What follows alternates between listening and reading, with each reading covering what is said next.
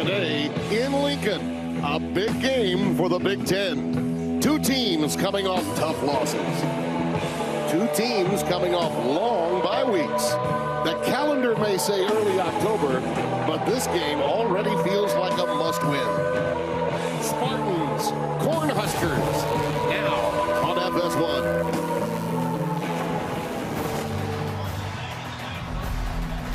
"407 consecutive sellouts in the land of Big Red. John Fitzgerald Kennedy was president of the United States when it began. And today, another jam-packed crowd for a Big Ten blast-off. And we've got it for you here on FS1. Hi again, everyone. Tim Brando by my side. Young number 98, Devin Gardner. You'll hear from Josh Sims momentarily. My partner loves talking about young quarterbacks, and one you've heard of. We'll get to him in a second. Aiden Childs of Michigan State, you probably haven't heard much about, but boy, is he good. Yeah, nobody's talking about Michigan State or specifically their quarterback, Aiden Childs, but watching the film this week, it's been really impressive to see his improvement from a season ago in a lot of different areas, and that takes me to what I love to show, what the tape says about the young, talented quarterback for the Spartans. Firstly, he's an elite pocket mover, right? He's really learned how to manipulate the pocket and play from within, even though he has the skill to get outside. And then the great touch on throws and the sound decision-making, something that really bit him a year ago. He's really shored that up this season. And I'm just telling you, he has an opportunity against the #1 pass defense in America to show all that improvement. Here come the Nebraska Cornhuskers. Coming off a tough home loss, looking to right the ship and take last year's bowl season into perhaps a multiple win season. You're looking at Dylan Raiola, the celebrated freshman of a year ago that's more mature, and he's doing now in year two the things mature players do. Yeah, of course, and a lot of the talk has been about how he holds the ball too long, and that's just simply not true. When you really study the film, you can see that there are different issues, and the offensive line just couldn't block Michigan a couple weeks ago. That's where the discord is coming from, and when you don't have a good blocking game at this time, you have to add blockers, right? You got 8 versus 5, and then you have only 2 guys in the receiving pattern. Now, any person that knows simple math knows that he should have all day, but he doesn't, right? He makes a play and creates an explosive downfield. Nebraska cannot live in this space. They have to find a way to protect, and that's something they decided to try to shore up in the bye week. Yeah, speaking of bye weeks, when you've had an extra week to prepare, both teams are excited to play and right the ship. We've got it for you. The Spartans, the Huskers, FS1 right now.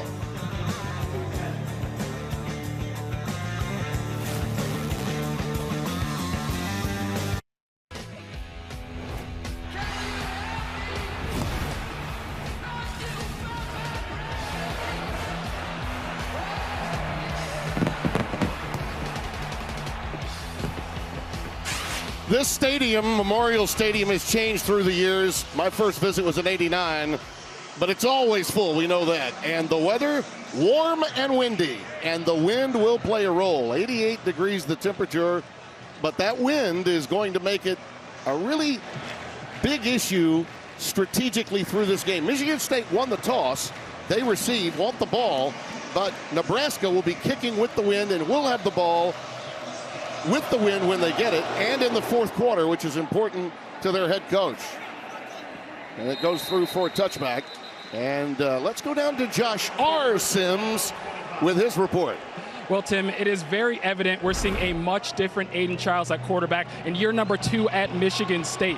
This stat says it all. A month into the season last year, 7 interceptions. A month in this year, just 1. I talked to him this week, and he told me it was all about going through some difficult times last season, learning. He learned to slow the game down, to take things play by play, to go through his progressions, to check it down when he needs to, and to use those legs when he has the opportunity. There is a belief that he could put his name on the map with a great performance today, Timmy B. One of only 3 players that Jonathan Smith brought with him from Corvallis, Oregon, out of Oregon State. Quick pitch to Mekhi Frazier, and Frazier bounces off the first band of tacklers, manages to pick up 4 yards out to the 29-yard line, and that's where it'll be second down for Michigan State. This is a group of offensive linemen that are by and large out of the transfer portal.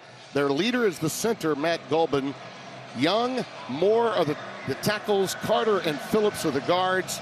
how well they continue to grow together will have a lot to say about just how big of a jump Aiden Childs makes this year. Elijah Tolliver is in and is moved at wide receiver. They go empty, and it's a quick out, and Tolliver just dropped it. Ball hit him right in the middle of the 4, and it fell free. 3rd down and 6 coming up. Yeah, they had exactly what they wanted, and that would have been a first down, a nice decision by Aiden Childs. However, now you got to move on, right? There's a drop. You try to turn it without the football. Now you have to get yourself in position to convert here on 3rd down.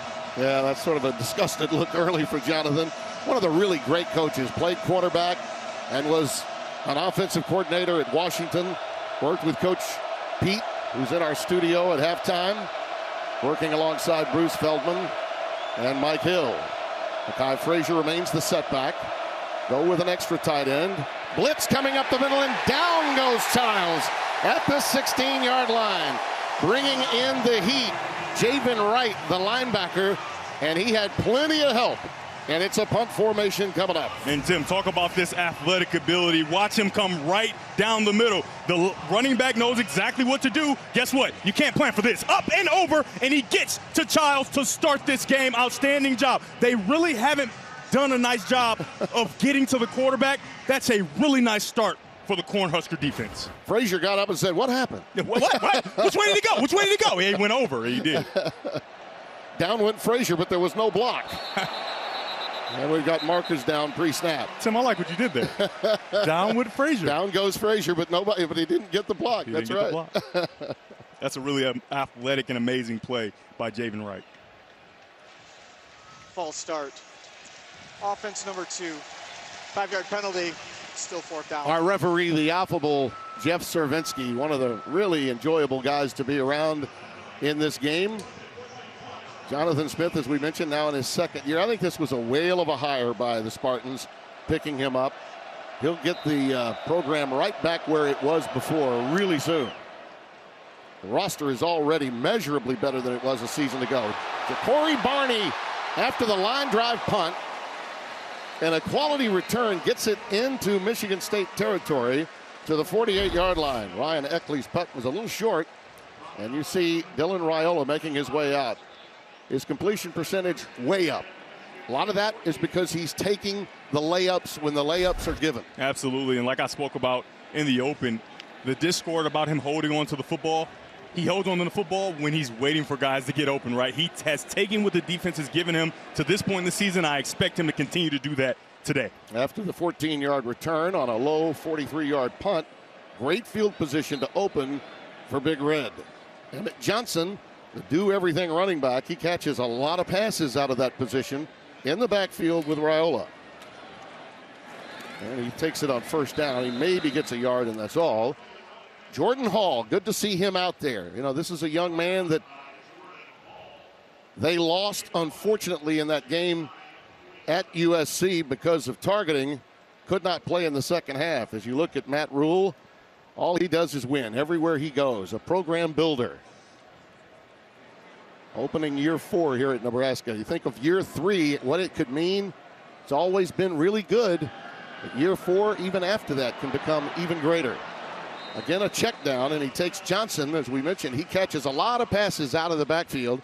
Wayne Matthews makes the stop, and this is a young man that flew home healthy, thankfully, after an injury that really looked bad at the Coliseum a couple of weeks ago. Yeah, you hate to see a guy who's a striker like him come off the field, right? It's good to see him healthy. They said that he practiced all week and that he looked normal, so that's very positive for Michigan State. 3rd down and 3. Play fake, bootleg action, and Raiola's going to run for the 1st down. And then take a knee, so to speak. Well, they're 50% on 3rd down conversions, and let's go down to Josh Sims with more on Matthews.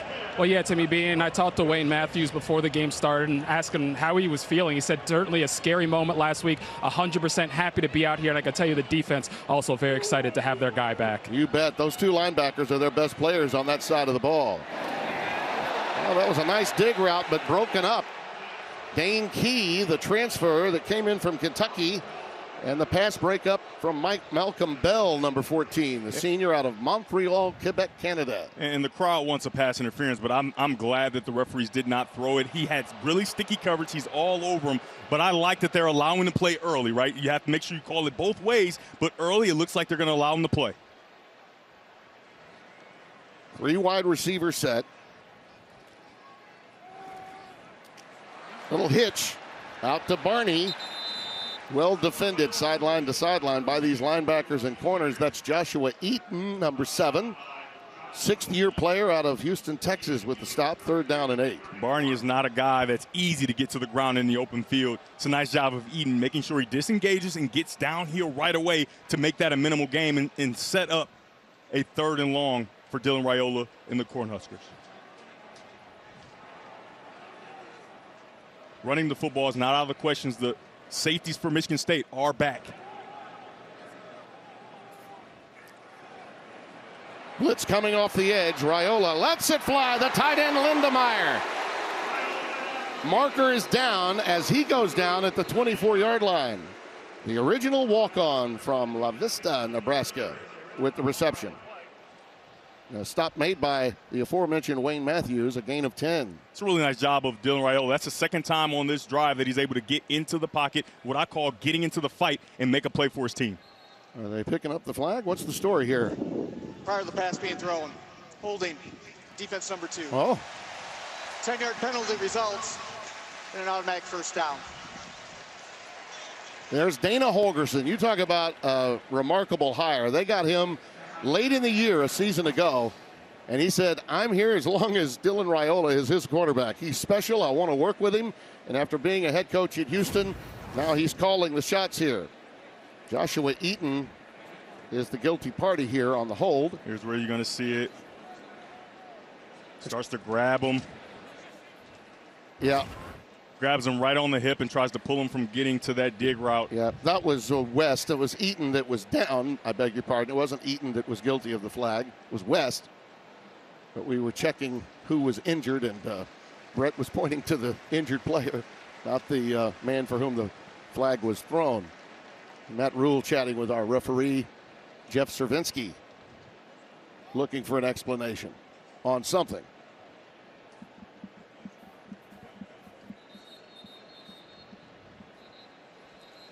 This is the Dana Holgerson improvement that you see from Dylan Raiola. You see when he gets to the top of the drop, right, he sees that there's an opportunity to get into the fight like I talked about. So he's going to climb up and find his way through. And as you get into the fight, good things happen, right? You get in there, you see a guy outside. And so though it was a holding penalty, they would have picked up the 1st down anyway. And that's very positive for this Cornhusker offense. Johnson checks back in at running back. Ball at the 24. Extra tight end out there. 12 personnel. Emmett Johnson. 1st down to the 10.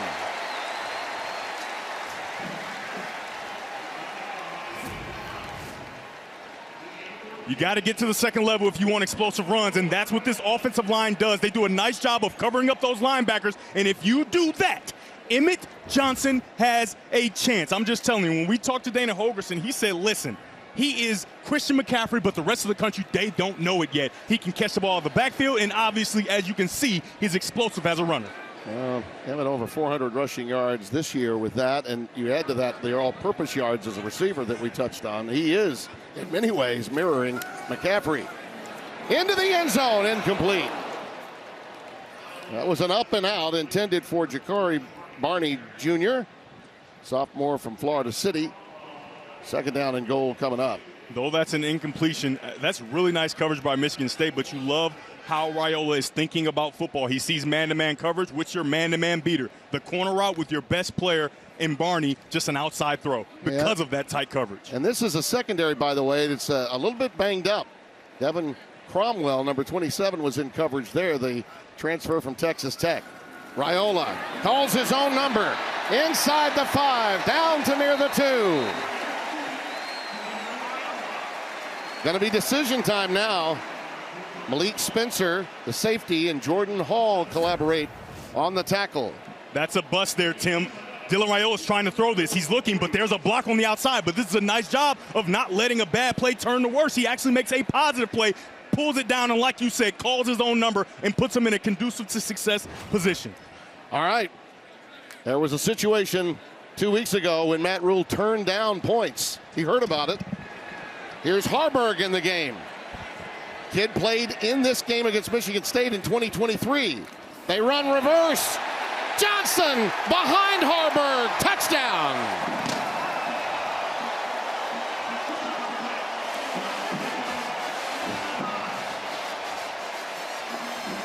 Well, they got Raiola out of the game. This is the kid that had to play the position in East Lansing in 23. Raiola gets it, and then they come around with the reverse. Outstanding design, a little trickeration, and they get to the end zone untouched. Outstanding job by Emmett Johnson getting the edge. Heinrich Harburg is listed as the second tight end right now on the depth chart, but he's a gamer. He can play just about anywhere, and that experience at quarterback, I'm sure, was in Holgerson's mind when he put that play in, and he is a brilliant play caller. Kyle Cunanan with the extra point. And the Huskers, after getting great field position on the punt, go 47 yards and a little chicanery, if you will, to get into the end zone and lead by 7.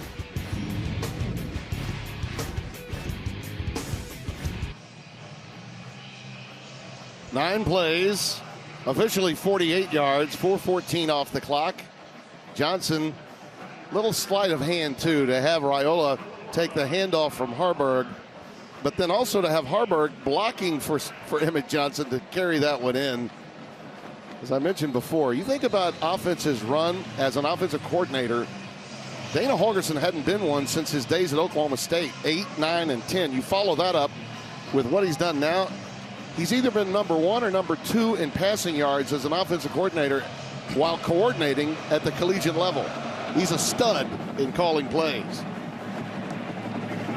And again, with the wind, it's a touchback. And here, once again, to explain it all is 98. Yeah, let's talk about why they scored a touchdown. You're going to have an edge setter, an edge protector in Isaac Smith there. Well, he doesn't do a very nice job. And then you got Rocco Spindler and the big tight end Luke Lindenmeyer come around, and they don't even have anything to secure. They come around with no one to block because he essentially blocks himself, and it's a walk-in touchdown, right? If you're Michigan State, you have to find a way to make sure at all times you protect the edge, because if you don't, the talented players from Nebraska will have a field day. From the 25, their second series, Mekhi Frazier again at running back. They'll use at least 3 before the afternoon is done. Frazier looking for a crease anywhere in there, none to be found. This is a driven Nebraska defense after being gouged by the downhill running of Michigan 2 weeks ago. And trust me, the first 3 or 4 days of the off week were all about fixing this defense against the rush. John Butler, former Bills NFL coordinator and assistant coach, now running the defense, has been since the end of last year, again, along with Holgerson. Second down and 9. Childs. Omari Kelly was the intended receiver. And that's Andrew Marshall that was with him. And again, Childs under heavy heat. Yeah, and Deshaun McCullough, I mean, he is on a beeline to the quarterback. Watch how quickly he gets there. That's almost a quick drop, and the ball is almost hit out of Childs' hands. They have to do a better job of not only protecting the edge on defense, but also on offense. They have to get a handle on the rushers of Nebraska. Senior out of KC, McCullough. Their best rusher, without question, out of that jack position. Brandon Tullis is now in the backfield. Childs again. Gets it. Little receiver screen to Nick Marsh, who gets as much as he can after the catch, about 6 of those 8 yards. And they're a couple of yards away from a first down and will be forced to punt it again. You've seen throughout the season, both teams, before the bye week, they struggled at times to protect their quarterback. And for Michigan State, you can see it showing up early in the first drive and now on the second drive. You have to find a way to protect the quarterback. If you have to add extra guys, you got to do that because you can't keep giving the ball back to a talented quarterback like Dylan Raiola without putting points on the board. Against this win, they're really going to rely on Eckley, who led the Big Ten in punting last year, averaging just under 48 per punt, a two-time All-Big Ten punter. And we've got pre-snap flags again, and if you back them up and they're already kicking against the wind, it could go from bad to worse here. Cervinsky talking with his line judge. I didn't see any movement, Tim, so I'm really wondering, is this a formational thing? Could be, yeah. Whenever there's this much conversation, you think that, don't you? Delay the game. Oh, boy. The offense snapping the ball when it wasn't ready for play. It's a 5-yard penalty, 4th down. I don't know that I've ever seen that on a I don't punt. think I have either. It might be a different name for the call. Yeah. Right, but you snapped the ball, you weren't ready for play. Usually you see the referee say, hey, no, we're just not ready yet, you know. But I don't think there was anybody standing there, so they thought it was okay. You saw Jonathan Smith's reaction. Yeah. He didn't like it. I don't like that call. Barney again, who had a nice return to get him in positive field position. There's a block. I mean, no chance it's a touchdown. And the punter is hurt on top of everything else. Braden Prude with the touchdown. He recovered it. That ball was almost blocked before it was kicked. Just an absolute jailbreak on the block. As we continue to try to identify the man that got through there to block it. By the time it was taken off of the foot and blocked and Prude picked it up, he had folded over. But it came right up the middle. Right there, he gets underneath all the blockers and gets right to the quarterback. That's number 13. Outstanding job by Jameer Khan. Jameer Khan. Yep.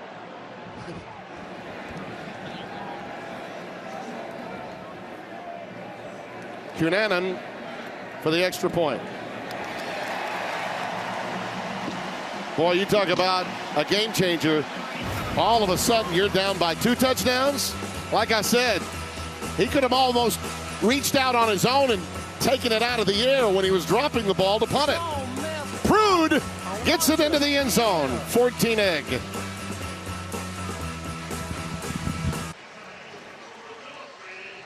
Some apologies are in order for Carter Nelson, who also wears the number 29. Dueling numbers we have in college football, ladies and gentlemen. Prude is a defensive back.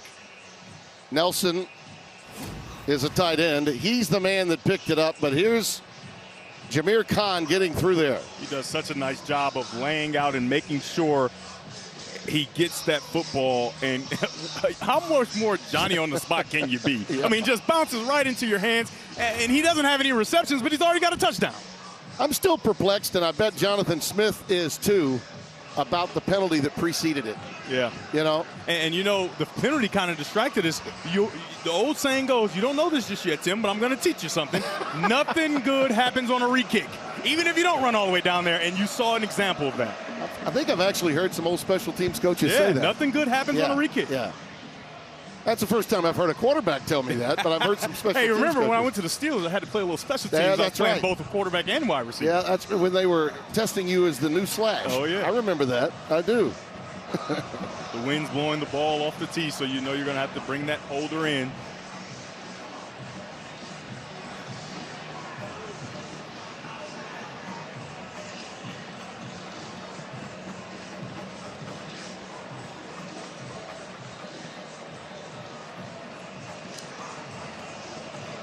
John Hull is going to place kick it.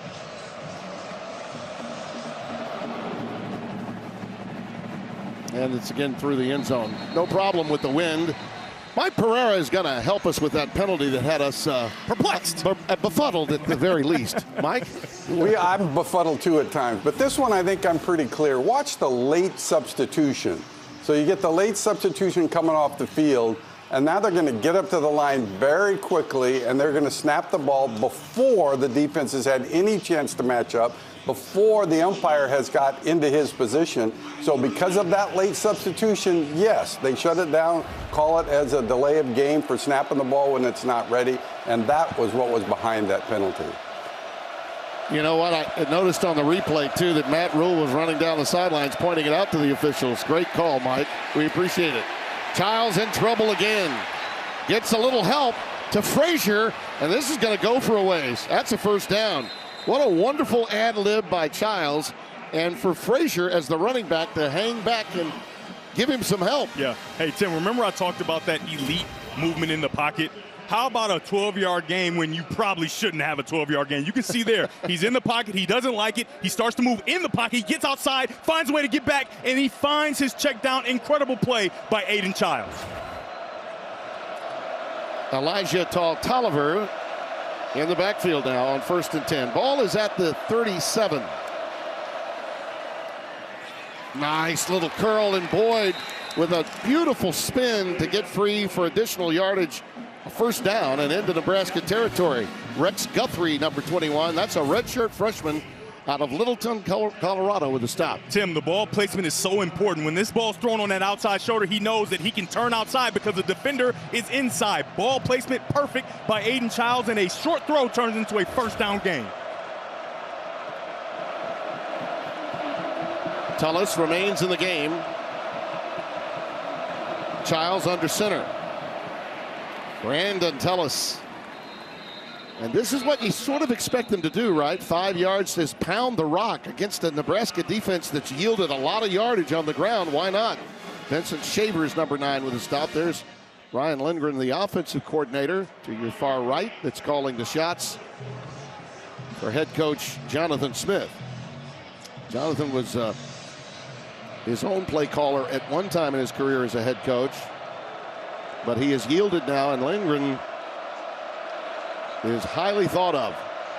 2nd and 5. Again, great cut by Frazier. Mekhi Frazier with a first down. Well, that's the scouting report, right? Guthrie with the stop. Pound the rock against a Nebraska defense that has really been porous in defending the run. Yeah, and you talked about Golban at the top of the show. Watch him here collect the defensive lineman and allow this run to happen. 51 in the middle of your screen does a nice job of collecting that nose guard and allowing his running back to get behind him and create a nice run. Well, already 3 double-digit yard gains in this drive. 14, 12, and 10. Getting it done on the ground, and with that one pass when Frazier hung back and Childs ad-lib. That's Frazier, stopped by Guthrie again. 3 tackles for him in the last 4 plays. He gets it to the 30-yard line. 2nd and 6. So take a look at this play here. Now, this play is supposed to go off the right side, but watch Golban do his job. Because he's so secure on the backside, watch it be able to be cut back. He finds a way. He falls to the ground there, but he's in position to make sure this ball can cut back in another nice game, on first down especially. The Spartans have a lot of playmakers. Frazier's one of them. He's in the backfield now. Everyone in tight. Pressure coming from the linebackers inside. And again, a screen to the running back, Frazier. And it was really identified by Javen Wright, wearing the numeral 0, and it's a loss of a yard. He is quick. Wright, the senior out of Chandler, Arizona, after this one-handed grab by Frazier. It's a minimal play, but how about the ability to go up and make a catch with one hand? Outstanding catch there, minimal gain, but now you're here at 3rd down, and you have to think, I haven't gotten many of my players involved. Number 6 in white, number 1 in white, Nick Marsh, Amari Kelly. Those 2 guys I think should be involved in this play, and don't forget about the legs of Aiden Childs. They need 7, the line to make, the 24 of Nebraska. Childs, he's going to run it and power his way to within a yard of the first down. He gets it to the 25, so 6 of the 7.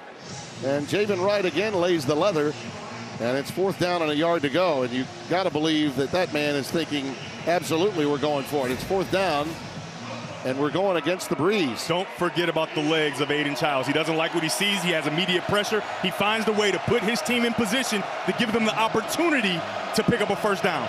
Now, here on 4th down, I love that spider 2 dash, right? Getting your quarterback on the edge off of the power fake to allow him to run and get the first down or pick it up with his arm. 3 out of 6 on 4th down tries, and that looks like he's got one. Make it 4 out of 7 after that first down. Hey, Tim, Not the play I was thinking, but the legs.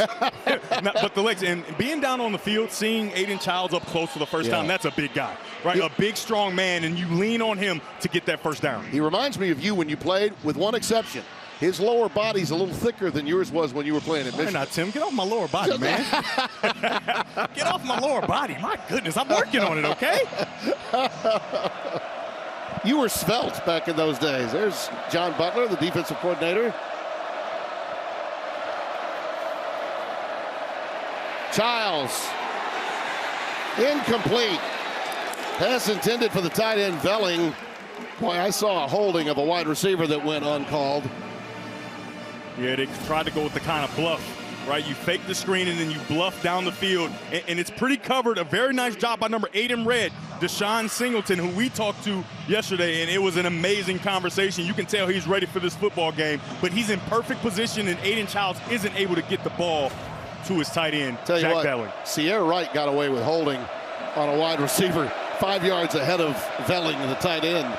2nd down and 10. Little delay to Frazier. Bouncing off some Huskers. Gets it down to the 20. Time to get to Mike Hill in LA for an all-state game break. You know, somebody... I want to meet the professor of phonetics that Mike Hill worked with. Incredible, in college, right? I need to. That was incredible. He went on the GI Bill. The guy did his job. 0 for 3 on 3rd down so far. Let's see what Michigan State can do on 3rd and 7. Childs on the slant. Caught. Marsh. 1st and goal inside the 10. You've got to get him involved. They called him Megatron in high school because he has the ability to make plays above his head anywhere on the field, does a nice job of staying vertical, snapping off that slant, and getting the 1st down. Nice throw by Aiden Childs.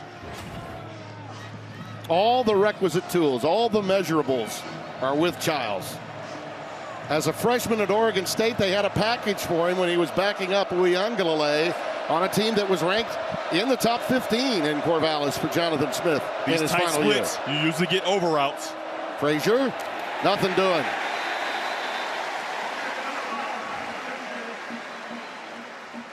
Keona Davis, 97, wrapped him up, the sophomore from Tucson.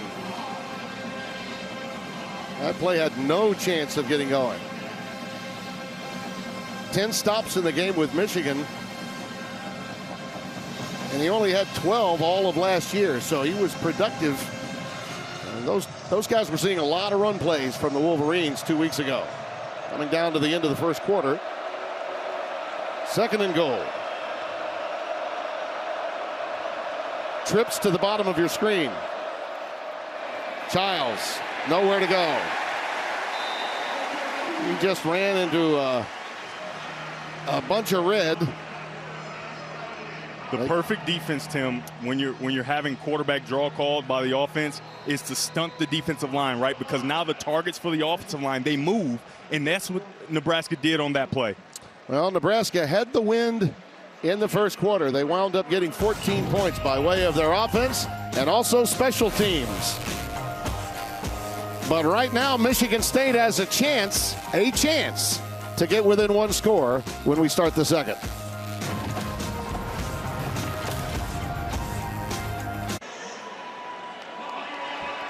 Welcome back. 2nd quarter about to get underway.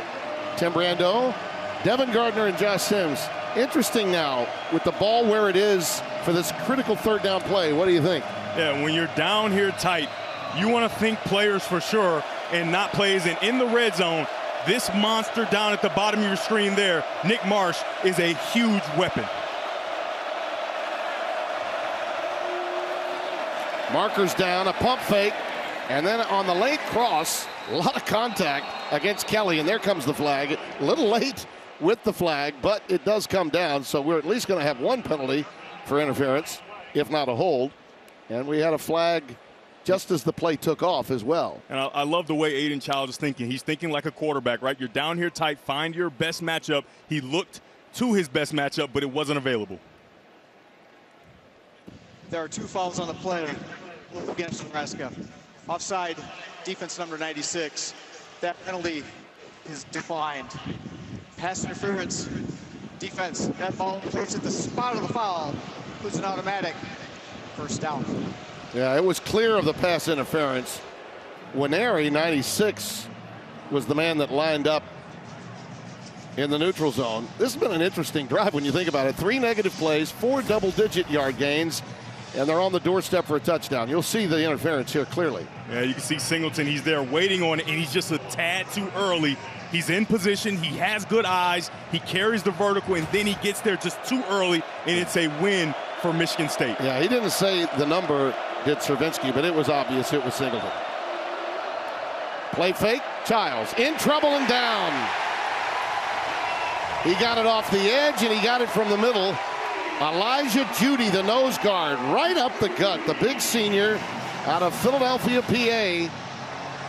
The first to get there, and Childs is slow to get up. Yeah, and I do not like this from the Michigan State offensive line. Of course, sometimes you get beat, but you can't just watch your quarterback get attacked, and now he's down on the ground.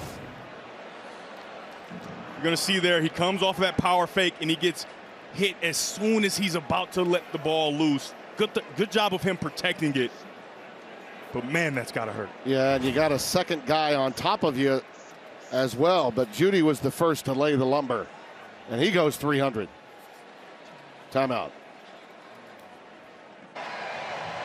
Aiden Childs got up under his own power, got to the tent during the break. Enter Alessio Milivojevic that's going to come in. And in a moment, we're going to show you how that hit, which was a devastating one, from 2 guys. The first one, a 300-pounder, and a 250-pounder after that. We're going to show you how it took place. It wasn't pretty. Milivojevic now facing second and goal from way back at the 17. Crossing pattern complete to Marsh.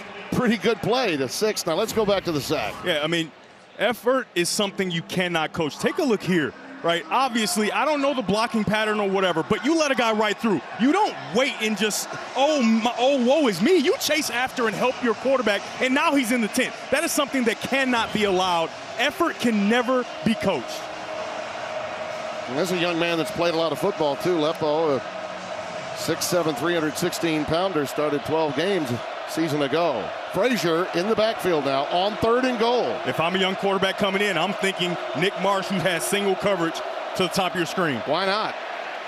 Looking for the edge marker down. They'll get at least another opportunity after pass interference. Krishan McCray was the intended receiver. Sierra Wright had him blanketed. And John Butler looks on knowing that this is going to continue here for Michigan State. The opportunity to score, if nothing else. Again, looks like you're in good position, but gets way too handsy and a little bit early as this ball's coming out. You can see he's going to grab that back hip. Pass interference. Defense number 1. The foul occurred in the end zone. The ball be placed at the 2-yard line. It's an automatic first down. All right, here he is. He's in position, and he just grabs that back hip, right? He grabs that back hip, and that little tug, when you turn a wide receiver, they're going to get you for pass interference every single time, whether it's a big tug or a small tug. That's a nice pickup by the officials. First and goal now from the 2 coming up. The redshirt freshman, Milivojevic, out of Naperville, Illinois, in at quarterback as Childs was sent to the tent after being sacked 3 plays ago. Frazier, the lone setback. Boyd in motion. Frazier to the 1. 3rd and goal. Deshaun Singleton, the rover, comes up in run support to make the play. 2nd down and goal.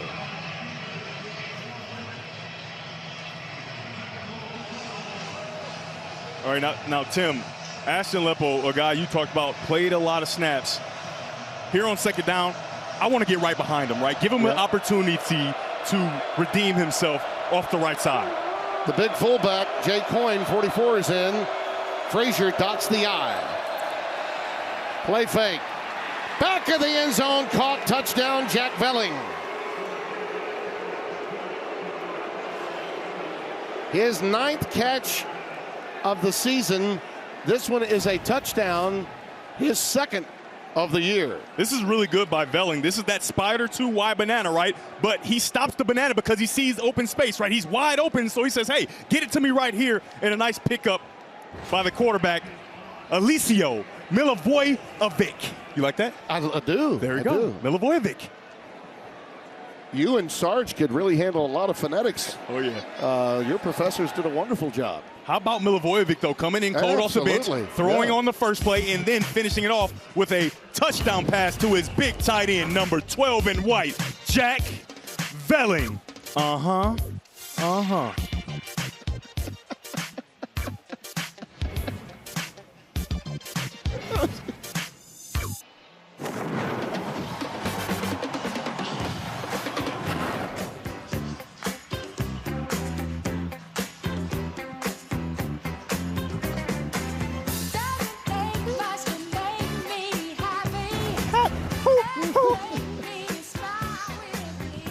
Best of my love, brother. Best of my love, brother. That's what I'm talking about. You like this? Here we go. That's game flow. Sponsored by Progressive. Scoring drive, 17 plays, 75 yards, 9:45, and the trustworthy Jack Velling on the receiving end. He had one catch for just a yard a couple of weeks ago against USC, but you know what? It was for a touchdown. So they go to him inside the red zone many, many times and have been successful. So it's a one-score game as we begin the quarter. Here we go with 12:52 remaining.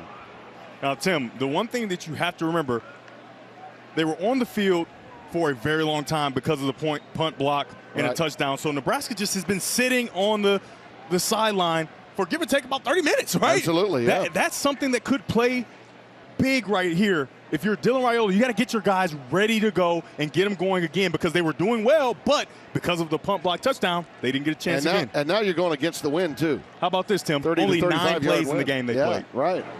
And that was a 47-yard drive to open for them. And now they start play here in the second quarter. As you mentioned, a good half an hour later, and Mekhi Nelson's in the backfield along with Isaiah Mosey, and Mekhi has a first down out to the 36-yard line, a gain of 11. Tim, I think they're fine. That's a nice run to start after being on the bench for so long.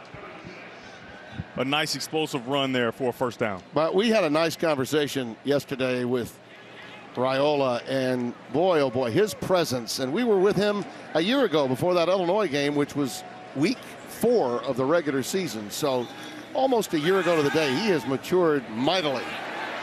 In traffic now, gets away and thinks better of it and ducks after picking up a couple. Jordan Hall with a stop. Now, Tim, we talked about the discord. It's holding the ball too long. Well, there, look at this. Covered. Right? Nowhere to go with the football. Covered. Nowhere to go with the football. He has to try to find a guy, and they're just not open on this play. So he finds a way to turn a possible negative play into a small positive. Well, he remembered after that loss to Illinois in overtime how immature perhaps he and his team looked in the overtime. They went on a 5-game losing skid after that, but finished strong with a bowl victory and a 7-6 record. Mosey's on up to about the 36-yard line. Alex Van Sumeren, number 91, with a stop. It's 3rd down and 5. You can see an entire line change is going to come in for Nebraska. They play a lot of football players because Dylan Raiola, he trusts a lot of guys, right? He gets the ball spread around. There's no true one guy. But for me, on 3rd down, after being on the bench for a long time, I got to look for Ja'Cory Barney Jr., number 2 in red. Nice to have a guy like Emmett Johnson back there with you if things break down, and you can check down to him. He's the setback on 3rd down and 5. Raiola carries it again. He's going to be about a yard, maybe 2 shy of the first down to the 44. Anelu Lafayette. Now, I don't think it's a question. You got to punt this ball away.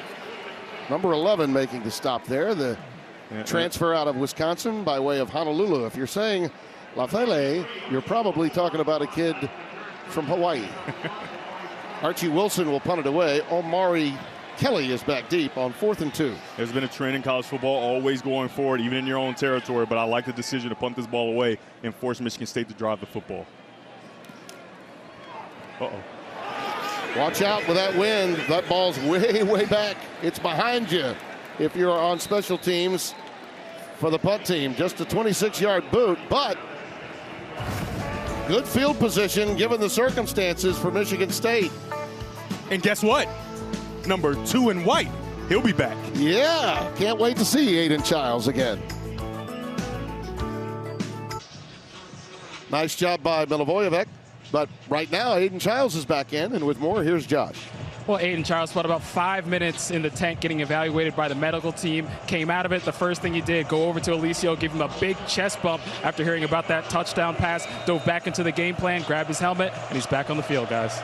Yeah, Milivojevic was a consensus high school #1 quarterback out of the state of Illinois. I'd say he looked pretty ready for his opportunity. See what they can do on first down here with Mekhi Frazier in the backfield, trailing by 7. Frazier trying to bounce it outside, reverses field and is being run down. In numero uno, Sierra Wright was a heat-seeking missile and was going to get there eventually, and Sierra is still on the field. He's still down. Reached out with that arm and may have gotten him, and when he fell, you can see he's holding that left shoulder. But what a Herculean play on his part. Yeah, got a flag to go with it. Like targeting on Michigan State. Mr. Cervinsky, we need your microphone on. Is that? No, targeting is to the head. All right, what do you got, Tim? Sign language. I'm blind. Looks like he's talking about a blindside block, but against whom? Illegal blindside block. Yeah. Offense number 66. 15-yard penalty from the Paulus foul. Ashton Lepo again. Yeah, and you got to think he got to the sideline because of the iPads. He saw what happened, and he's like, I got to atone for this. But now you're trying too hard, right? And you create a penalty right there. You can see he's clearly, you can't see. You can't hit a guy in his back. Yeah. And it's so far away from the play. That ball hadn't cut back yet. That's just a bad football play by Lepo. Yeah. And he may have been a little bit angry, too, within. Anger within sometimes can hurt you when you're trying to atone for a mistake. Of course, he wants to protect his quarterback, I'm sure. 1st and 10 now, 1st and 25 after the penalty. Pressure off the edge. Childs with time. Dumps it to McCray. Krishan McCray gets back a lot of that lost yardage. Up to the 29, a gain of 14. Deshaun Singleton with the tackle. I love talking to him yesterday. Young man out of Emmett, Louisiana. Nice job by Childs to find the check down. And whoop, look at that move where he can't even get a finger on him. Outstanding job by Krishan McCray. Look at him. Here he goes. And then the hit. Oh, Singleton with bad intentions. 2nd down, 11. Childs. Incomplete. That's rare to see Velling drop that. He sort of short-armed that one. Yeah, he's a reliable player, but I think he did feel the defender looking him up, and I like what Childs did there. He holds him up with the football because in zone coverage, when you're blowing through the zone, you want to slow down and catch that ball. You can see he's slowing down, but he has to make that catch to set up a more manageable 3rd down. But we got 3rd down and long here. The legs of Aiden Childs have created opportunities after the play has been stopped. Let's see if he can do it again here. Huskers with 3 down linemen, but they bring pressure. Linebackers pressing. Pass incomplete for McCray. Childs elbowed that one just a bit, and it's 4th down. Sierra Wright over in coverage. He picked himself up off the mat and got back out there in some single coverage. And Ryan Uckley will be once again forced to boot it away, but he will be wind aided this time. Tim, before that drive, 1st down production for Michigan State was actually really good, 5 of 7, which means they got at least 4 or more yards on 1st down, but you can't have negative plays and penalties, and that's why you see them punting the ball away. Ja'Cory Barney all the way back at his 10. Calls for the fair catch. Well, I thought he did. Here he goes. He's got plenty of space, open space. He may take it the distance. Running to the boundary and finally tackled at the 27. Boy, I thought I saw his arm go up. He may have been shielding the sun, but I certainly thought he had raised his arm. And when you do that, many times that signals fair catch. Yeah, you're going to see the sun is out. He starts to move out of the shade. He blocks the sun from his eyes. Oh, he doesn't block the sun. No, he doesn't. I thought he was did. just trying to get his mouthpiece that he's not using out of the way. That's what it was. My you bad. hear what I said, Tim? Yeah. He's getting his mouthpiece that he's not using out of the way, but what an outstanding return by him. One missed tackle, and this guy is electric. He can put a lot of yardage down on the field. Think he has an extra one for me? Are you saying you need to shut up? What are you saying there? Man, I wish I hadn't said I thought I saw a fair catch. 54-yard punt, a 57-yard return. It's great special teams on the day. Their special teams have been special for Nebraska. Block punt and a nice return there. Pressure off the edge. Raiola down. Malik Spencer, 43, his first sack, and Michigan State's first sack of the afternoon. You're going to see him start to creep, and then he gets a beeline right to the quarterback. Really nice job getting around the edge and getting to Raiola. Raiola does a nice job of protecting the football. That's the most important thing. You're getting here down toward the red zone. You want to make sure you preserve points if you get an opportunity. So it's back to the 33-yard line. Second down and 17. Emmett Johnson remains the setback. 12 personnel. Extra tight ends in. Raiola wrapped up again. Great defensive pressure that time. And they weren't bringing the house. That's David Santiago, the edge rusher, the sophomore from Raleigh, North Carolina, that single-handedly got that job done. A loss of 5.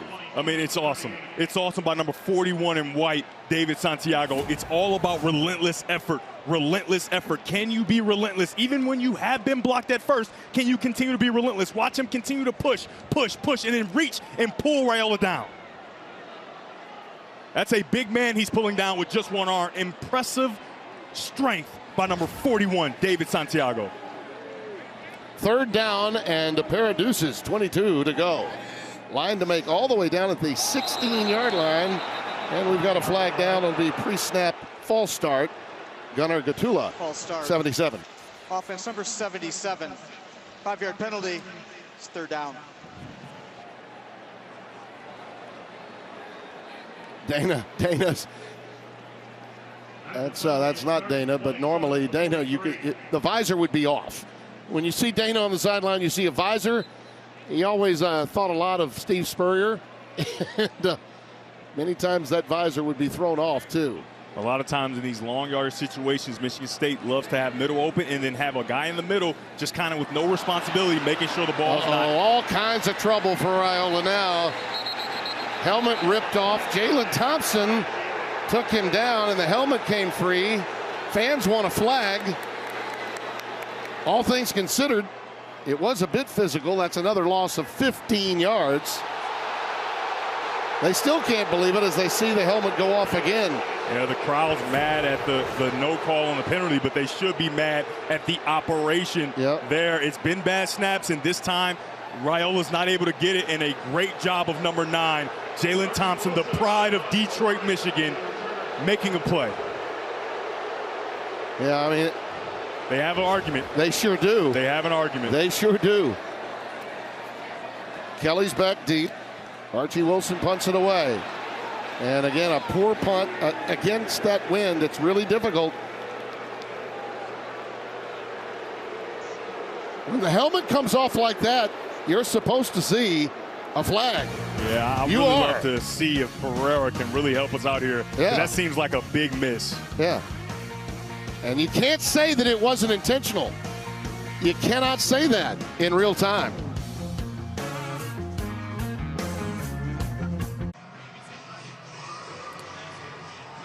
(14-7) our score. The good news for Michigan State is the ball is at the 40 after just an 18-yard punt.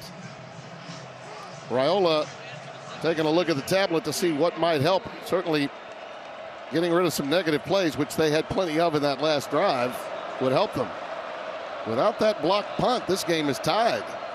Brandon Tullis will tote it. Not much, maybe a yard, and that's all. Sierra Wright with the stop. 2nd down and 9. Sierra Wright with that C on his chest. He's playing that nickel position.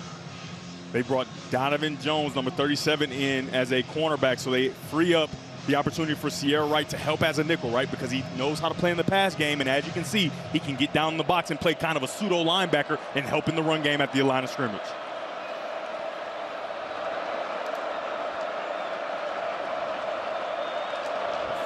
Out of the shotgun, Childs.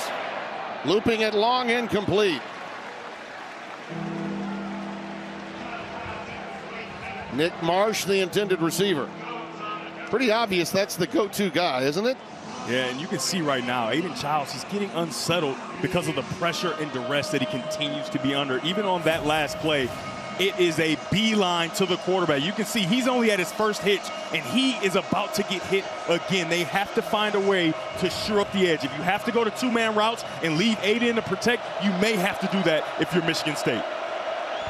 Singleton is a mean, lean rushing machine. It's the 5th 3rd and long opportunity for Michigan State. Childs unloads it, and it airmailed, and Singleton got the pilfer. Deshaun Singleton, Tullis the intended receiver, and that time Childs just sort of nonchalant with the pass. It just hung in the air for a while. And oh, by the way, the wind is behind him, so it floated big time. Yeah, that's a big key there.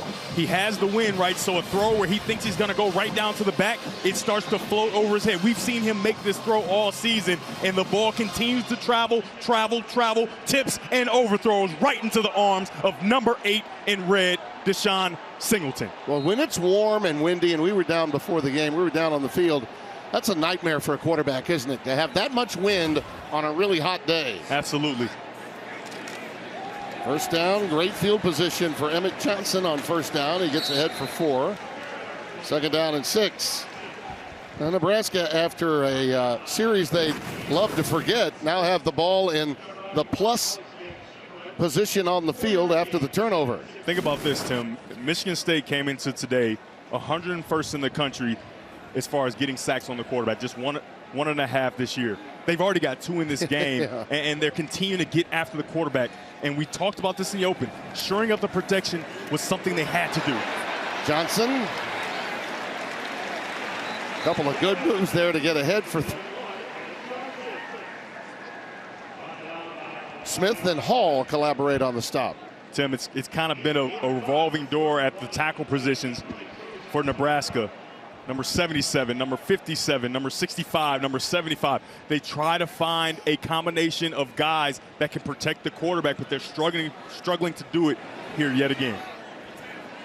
You find a lot of mixing and matching with a lot of these programs, and there are more transfer portal guys by and large in the offensive line than anywhere else. Johnson stopped in his tracks, but may have enough for the first down. Ben Roberts, 55 with the tackle, but it was enough for the first down. Now, in the run game, number 57, Elijah Pritchett. Take a look at him to the left of your screen here. He's going to do a very nice job of standing strong. They said they like his girth and his ability to stand strong when guys make contact, and he creates a hole, allowing just enough space for Emmett Johnson to get through. That's the big transfer from Alabama out of Columbus, Georgia. Isaiah Mosey. Again, nothing doing. Push back. Malcolm Bell with a little bit of help from big Wayne Matthews, who flies around to the ball on a regular basis. 2nd down and 9. Elijah Pritchett, this could be a coming out opportunity for him at that position where they've been so banged up and interchangeable, as Devin mentioned. Out of the shotgun. Mosey. Tell you, he's resourceful. I'll give him that. It's going to take more than a couple of people contacting him for him to go down. That's a gain of 5, and he did a lot of that on his own. And there's no reason he should have got a gain of 5 there, because there are white jerseys unblocked in the backfield as we take a look at the injured player down on the field, number 44, Cam Williams.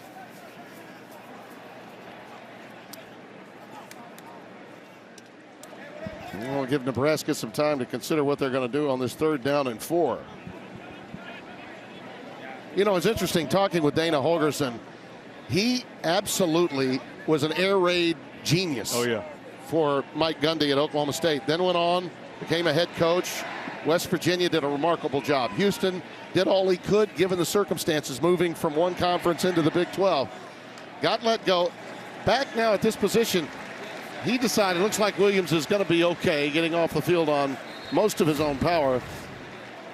We'll see how he got hurt here.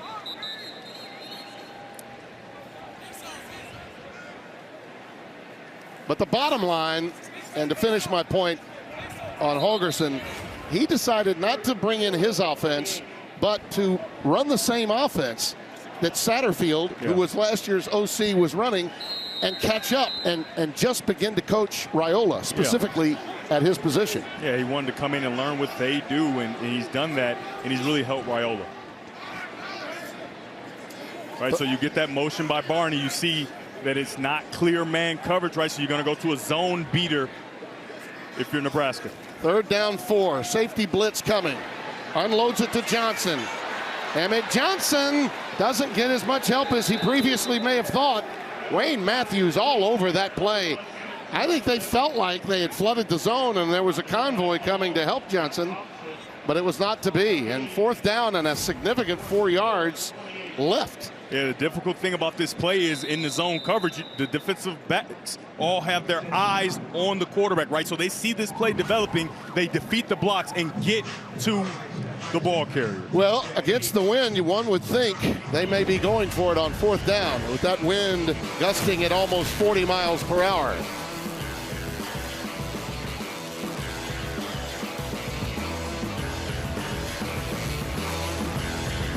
Coming up on the State Farm halftime, Alabama's out for revenge against Vandy while Arch Manning and 9th-ranked Texas head to Gainesville, and Michigan imposes its will on Wisconsin. Tim and Devin, if it's your will, join us at the half, please. We need you. We'd love to see you. It's always our will, Sarge. Thank you. Well, Cunanan's range against the wind in the warm-ups were about 45 yards, which is what this would be if Matt Rule chose to kick, but he's not. He's going to go on 4th down. And Dylan Raiola, who's only completed 3 out of 5 for 13 yards. Remember the hard count too, Tim. Is looking to get, if he can, 5 yards and a 1st down. In traffic again, they're all over him. Down he goes. Jalen Thompson, the first to get there. This time no headgear came off. I mean, they simply cannot block Michigan State's forward wall. That's a loss of 10. Defensive lineman called that running the hoop. What an outstanding job by Jalen Thompson to get on the edge, get around, and chase and chase and chase and get to Raiola.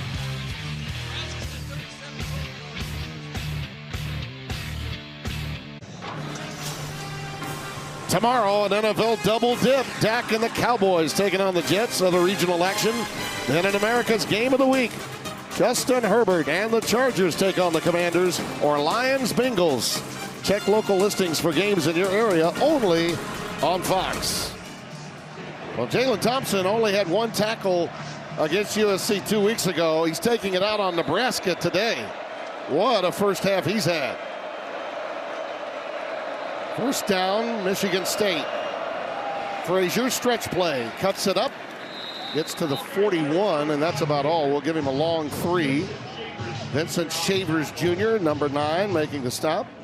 One thing Michigan State's offense wanted to do a better job of coming into today, they wanted to be able to run the football, and they've done a decent job to this point in the game, but they got to continue to lean into that so it can open up for the play-action pass game for Aiden Childs.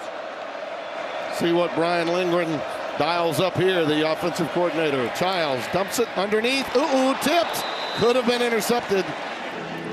Pass was a little behind Frazier, and on the tip drill could have been snared out of the air in some traffic. I talked about it on the previous drive, and because of the pressure, Aiden Childs just looks unsettled. Watch his feet. They're all over the place. Like, we haven't seen this on film, right? He feels the pressure. That time he did have nice protection, but you have to understand he's been under duress, but on 3rd down here, he has to trust the protection so he can get the ball driven down the field. Both defensive fronts have been dominating the opposing team's O-lines. 1 out of 6 on third downs, Michigan State, in the first half. Low snap, pressure, pass, airmailed, intercepted. It's Singleton. Deshaun Singleton with his second INT of the first half. I mean, just pressure, pressure, and more pressure. At this point, you have to wonder, does Aiden Childs have a chance? He gets back, and as soon as he's about to throw the ball, he's hit as he's throwing the football. And again, Deshaun Singleton, we talked about the conversation we had with him yesterday. He was so ready for this opportunity. He said coming out of that Michigan game, they were very upset, and they had some violent football practices in that bye week. He's from Sportsman's Paradise, man. Guy's from Louisiana. What are you saying? What are you saying there? 1 career interception coming in. He's got 2 today. Singleton. Emmett Johnson gets out front for about 6, maybe 7, and Malik Spencer with the stop. That's a critical turnover now, given the fact that you're going against the wind. Nebraska will have the wind at their backs in the fourth quarter if it remains a close game, which is important to Matt Rule. But if they could score before the half and going against this 35-mile-an-hour breeze, they'd really be excited, especially as poorly as they've played in their offensive front. Playing with middle open defense, got big space in the middle of the how field. about that angle on the pass? Carter Nelson, who has a touchdown recovery on that punt block, gets it to about the 35-yard line, about a yard shy of a first down, and a timeout forthcoming. And you got a flag, a late flag on the field.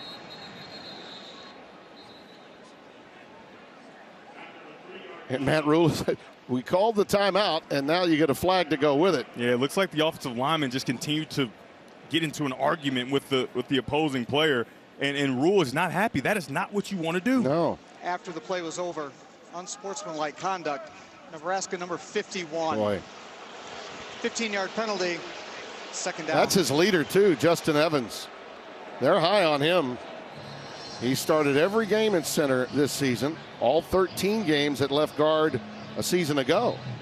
That's a horrible penalty to take at this stage. Yeah, it's on the the wrong field. time. And it's really never the right time, right, to get that kind of penalty, but especially when you haven't really played well, but you get a gift, you get an opportunity to get the ball with great foot position, not much time left. You can go into the locker room with points on the board and feel good about yourself. Now you're way back, and you're going to have to pass the ball, and you haven't been able to protect your quarterback. Let's take a look at the bottom of your screen, and you see 51 right there. He and Malik Spencer going after it. And the referee's right there. It's ridiculous. And you saw Coach Rule. He said, that's a joke. Why would you do that at this stage of the game? 15-yard penalty. And you're looking at, on top of everything else, First timeout, Michigan State. 3rd and 16.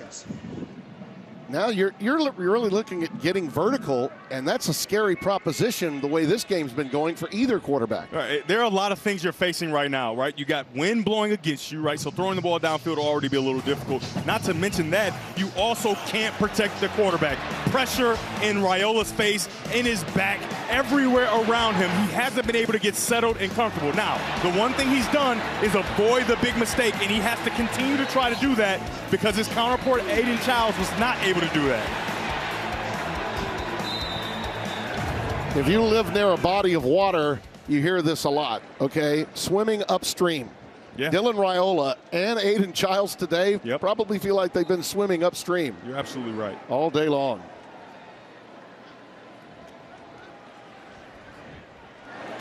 Johnson. Well, Emmett Johnson gets it to respectable locations at the 41. Jalen Thompson with a stop. It is 4th down. And they're just going to let the clock wind down, it appears. Get to halftime and move on. A late timeout is taken by Michigan State. And I agree. Right, they're clearly going to punt the football away. You never know what could happen, right? Yeah. Give yourself a chance to make a splash play maybe before the end of the half. Well, if one team can block a punt, right, why not the other? I'm sure that's what Jonathan Smith is thinking. And his special teams coaches may be thinking the same thing here. And the special teams coordinator, Mike Eckler, his birthday was today. So he got some great special teams for Nebraska. He's going to need another special teams play from his punter to make sure that this is not blocked. Yeah, indeed.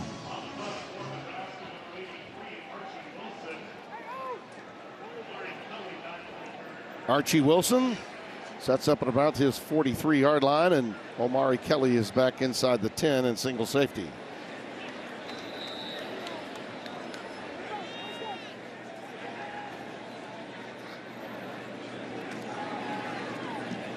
Well, end over end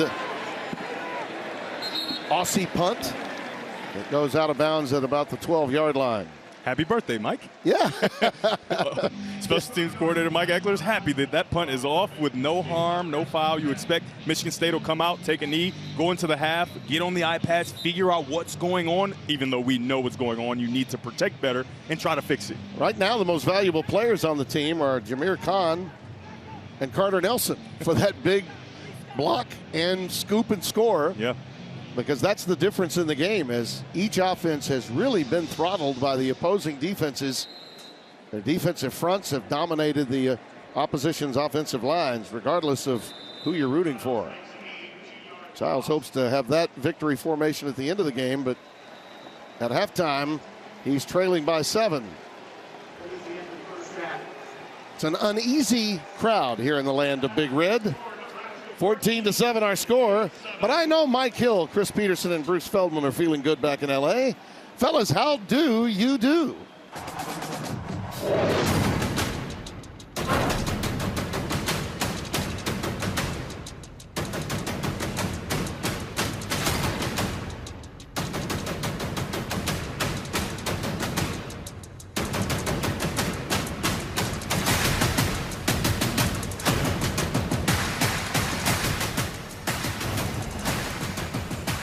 To say this game has not been artistic would be a kind way of putting things. At halftime, it's 14-7. Special teams play really the difference with a block by Khan and a recovery by Carter Nelson. Otherwise, we'd be tied at 7.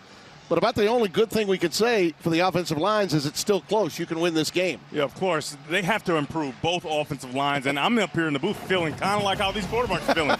And they don't know, but I just fell down. And these quarterbacks have been on their backs under duress time and time again. The huge difference, like you said, it's the block punt, but also the turnovers for Michigan State. This game is going to be won or lost up front.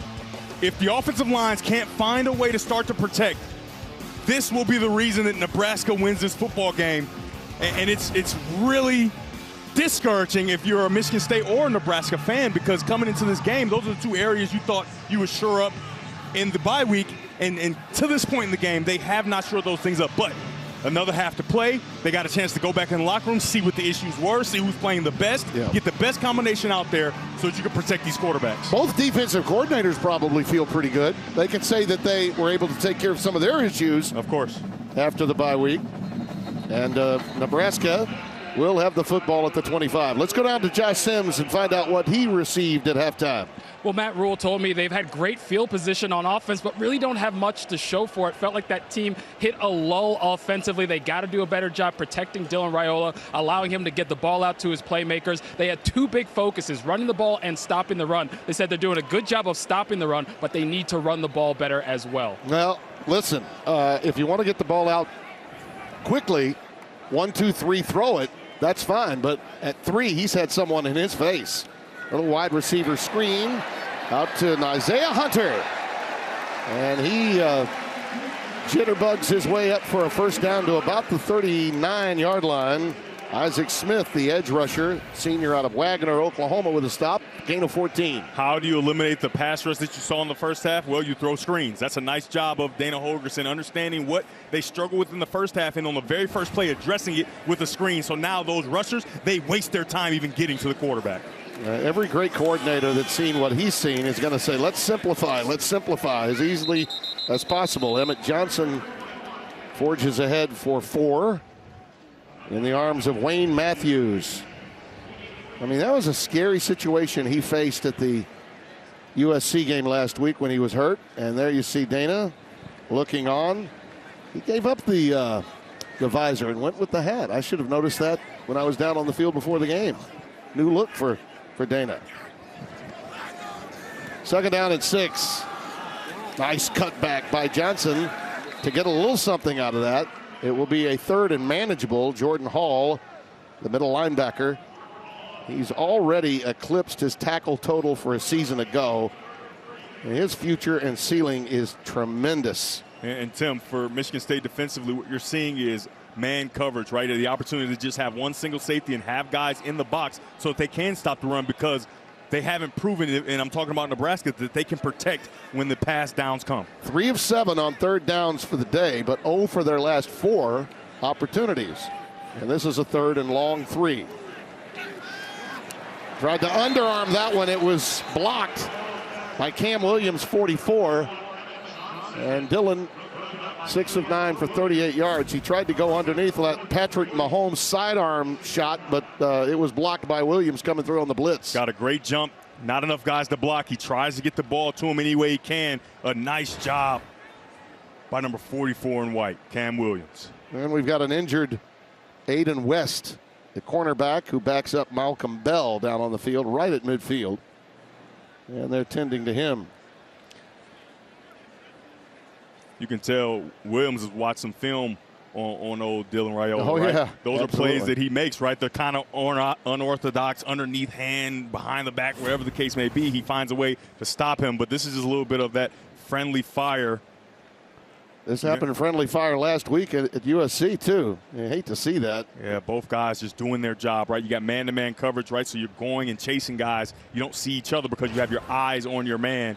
It's good to see him sit up down on the field. They lost their starting safety, Mekhi Martinez, last week on a play where friendly fire was in play.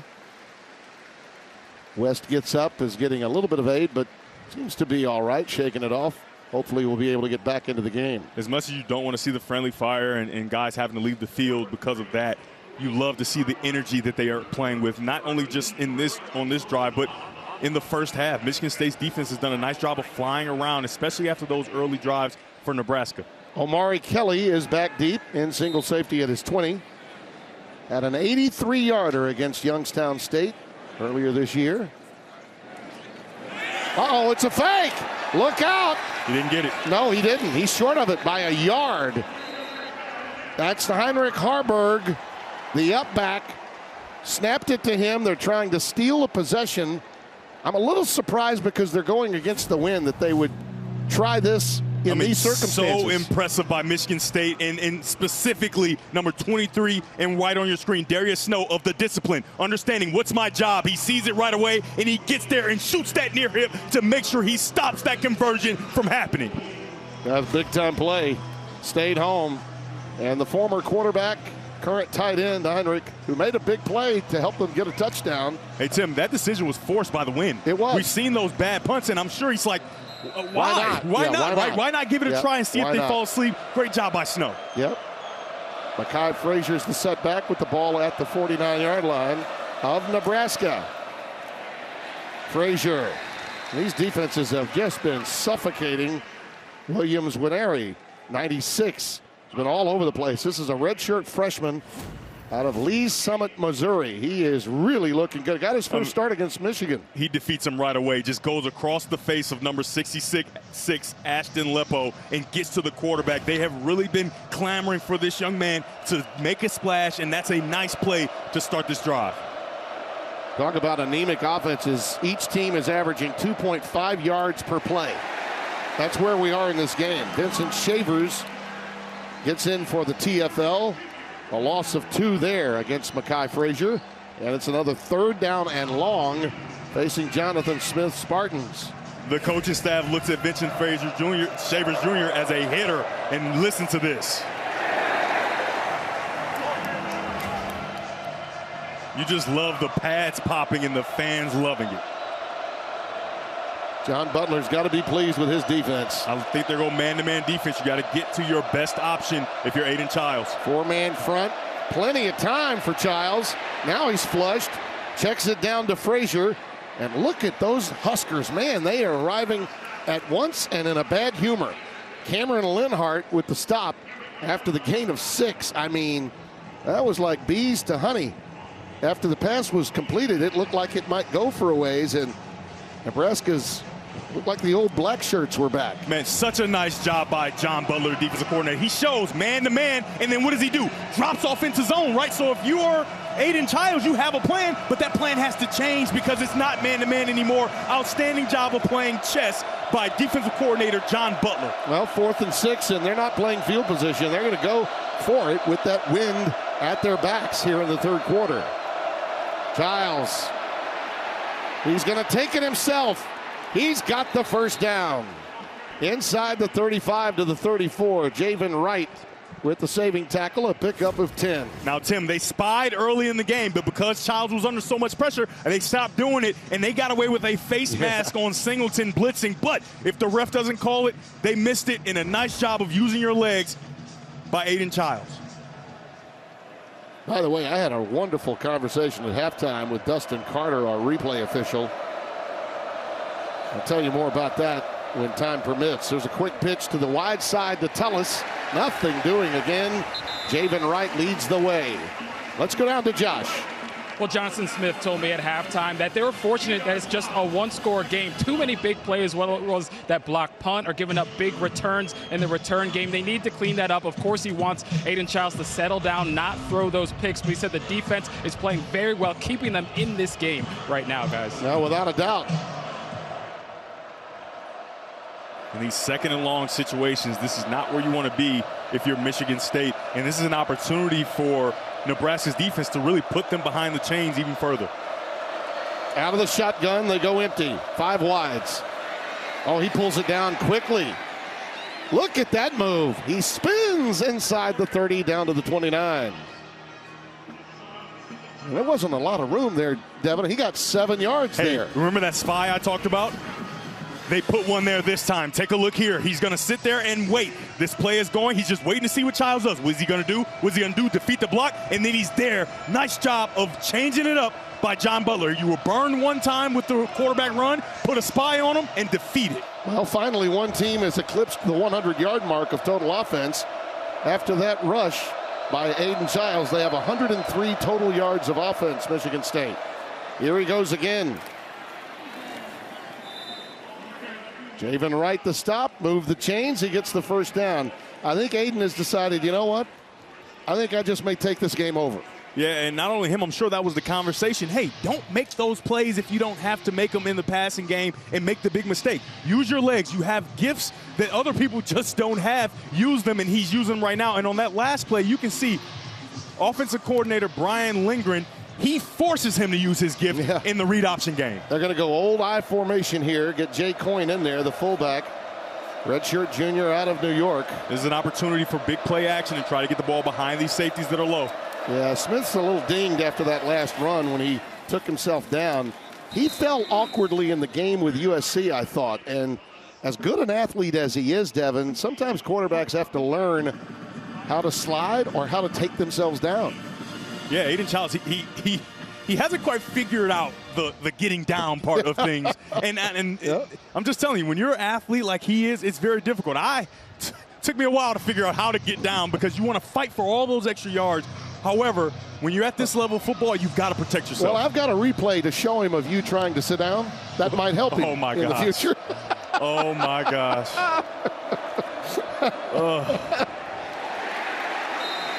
Once again, Frazier hammered by Vincent Shavers. Tim. I got you there. By the way, though, I did pick you up on that. Oh, my. Lost your 98 pin. I picked it up for you. Yeah, it's a nice job. Again, we've talked about this defense all day, being able to stand strong. They do that there, and there's really nowhere to go, and it allows your linebackers to flow and find the ball carrier. Very nice job again by Vincent Shavers Jr. You okay, or are you just emotionally scarred? Oh, I'm emotionally scarred for sure. My chair somehow disappeared, and down goes Devin. Third down and 6. Big play for the Nebraska D. Frazier. He's got to have about 4 of those yards. He'll still be 3 shy of a first down. Nwaneri with the tackle again. 96 is getting around. He ran all the way across the field to make this play, Devin. Yeah, you can see he's gassed right there. Watch him. He's the defensive end, and you just love hustle plays like this. When you see a play happening and you chase and you make that play, that's hustle, that's grit, that's attitude, and you can't coach that. Well, 2 out of 2 on 4th downs today. 4th down and 4 coming up. They will turn down a 3, which would be a chip shot with the wind at their backs, and go for it here. Frazier's the setback out of the gun. Pressure off the edge. Childs, he's going to ad-lib again. Inside the 5, touchdown. Wow. Yeah. Superman's put the cape back on, and he's wearing number 2.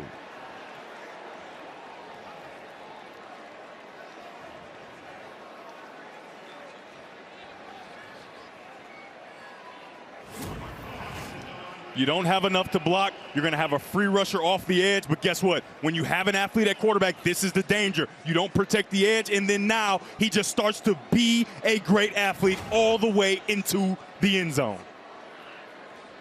The legs of Aiden Childs was the MVP of that drive. You got to figure Deshaun McCullough had to be thinking, man, if I'm coming at this angle, I'm in trouble if he gives me a deke. And certainly the edge is going to be protected, right? Of course. But it wasn't. We're tied at 14. 40 yards of that drive belonged to Childs. 11 plays, 48 yards, 40 of those belonging to Aiden Childs. And just like that, we're tied at 14, and things could get really interesting here in the second half.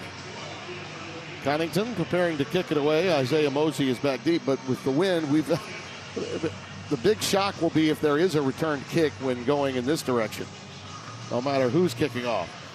That wind has been sustained at 30 miles per hour and gusting at 40.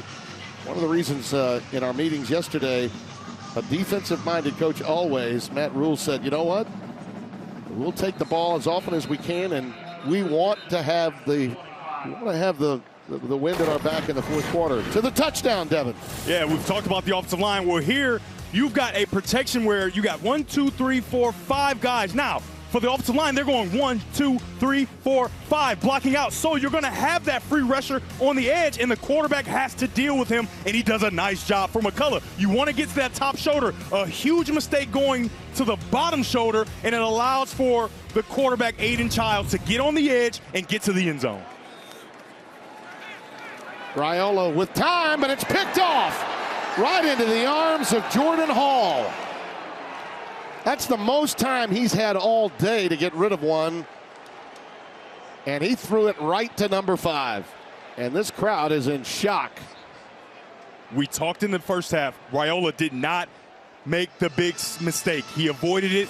He avoided it. He avoided it here. He doesn't. You can see his eyes go to the right. And then he comes back and he rips a throw, but he doesn't see the underneath coverage. A really nice job by Hall. A gift right in the chest. Take a look. He's right in the middle the entire time. He never truly moves, right? He gets to his hook to curl space, and then he looks and finds the eyes and finds the football. This young man, Hall, was ejected, and that's a dejected Raiola after that pass. He knew it right away, but he was ejected for targeting in the first half, missed the entire second half, and that was a half in which Michigan State made a nice comeback against USC, had a chance to think about winning that game in the late third quarter. His first career interception. And this one is caught by Nick Marsh. You love this kid. He's a Detroit Motor City Madness guy, their most physical wide receiver without question. Yeah, you come off of a big play like that, you got to get it to your guy. Nick Marsh, I highlighted him before the play. He gets across on that deep over route, and this is great improvement for Aiden Childs because in 3 back-to-back games, he missed that deep over route, right? Open, this time he threads it perfectly on the hands of Nick Marsh. 1st and 10 from the 25 of Nebraska. Childs with time. Incomplete. Again, that ball is sailing on him some with the wind aiding it I think that figured into that first interception he threw. Yeah, at home you're thinking, man, he just misses wide. Yeah, and it's just the wind is a real element down on the field. Being down there, you can see, I was watching your hair. It was just, it was flying all over the place. Well, and I'm like, these quarterbacks going to have trouble because that moss does not move. Well, here's the good news, right? You now know what others probably told you otherwise. It's mine. That hair is mine. Your hair. I may have paid for some of it, but it's mine. 2nd and 10. Quick pitch to the boundary location, and Tullis is wrapped up behind the line at the 30-yard line. And again, tackles for losses, getting behind the chains. Deshaun McCullough trying to atone for that angle he took on what turned out to be the Child's tote for a touchdown. Makes the play. Bad technique on that angle you talked about, but not on this one. Setting the edge, you want to keep that outside arm free. In this case, it's McCullough's right arm. It's free, so he can get outside and make a play on the ball carrier. And a great tackle in space, too. How many times do you see those kinds of arm tackles missed? He's strong enough with that arm to bring him down. 2 out of 10 on thirds, 3 out of 3 on fourths, and it's 3rd and 15. Screen and draw, or an easy run. Frazier, look out. Spinning around, he's going to be only a couple of yards, maybe just 1 yard shy of the first down. That's a great run. This is something I wouldn't even think about, Tim. I wouldn't think about it. My quarterback has run the ball great. Yeah. I'm going to put him in a Q power situation where he's the quarterback, he's got a lead blocker, you get plus in the run game, go pick up the first down. Jonathan Smith's teams, by and large, are really outstanding at winning the moment. In game, they call it in basketball bench coaching. Well, coaching decisions made on the fly, knowing which way the game is going. And you see John Butler just you're going to get a timeout to talk about it a little longer. He's making sure his guys know where they need to line up or what he's anticipating here. And I'm going to be completely honest. Even if Nebraska anticipates and knows that you're going to run with the quarterback, you get that extra blocker. I trust Aiden Childs, the way he's run in this second half, to pick up a yard. Well, we mentioned they're perfect on 4th down today. They're 6 out of 9 on the year. 3 minutes, 45 seconds remaining in the third. Going pretty quickly, and Michigan State is dominating it. This is a play that's impact could echo throughout the remainder of this game. 4th down and 1. Childs has controlled the game with his legs.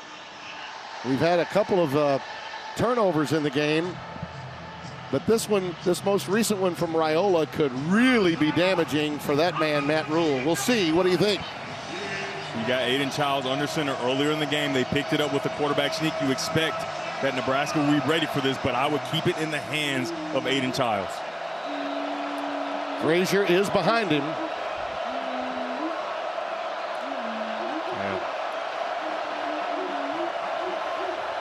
It's a pitch to Frazier, and he cuts it back up. He's got it. First down. Whew. I think I know every Michigan State fan is thinking, oh my goodness, that was close. Yep. Oh, we've got an injured Singleton. That is not good to see. Singleton is down. You're right. The heartbeat of that defense in the back end. He gets up without help. Outstanding. Yeah, but this is big time, big boy football. Big 66. Ashton Lepo out in front, and boom! Yep.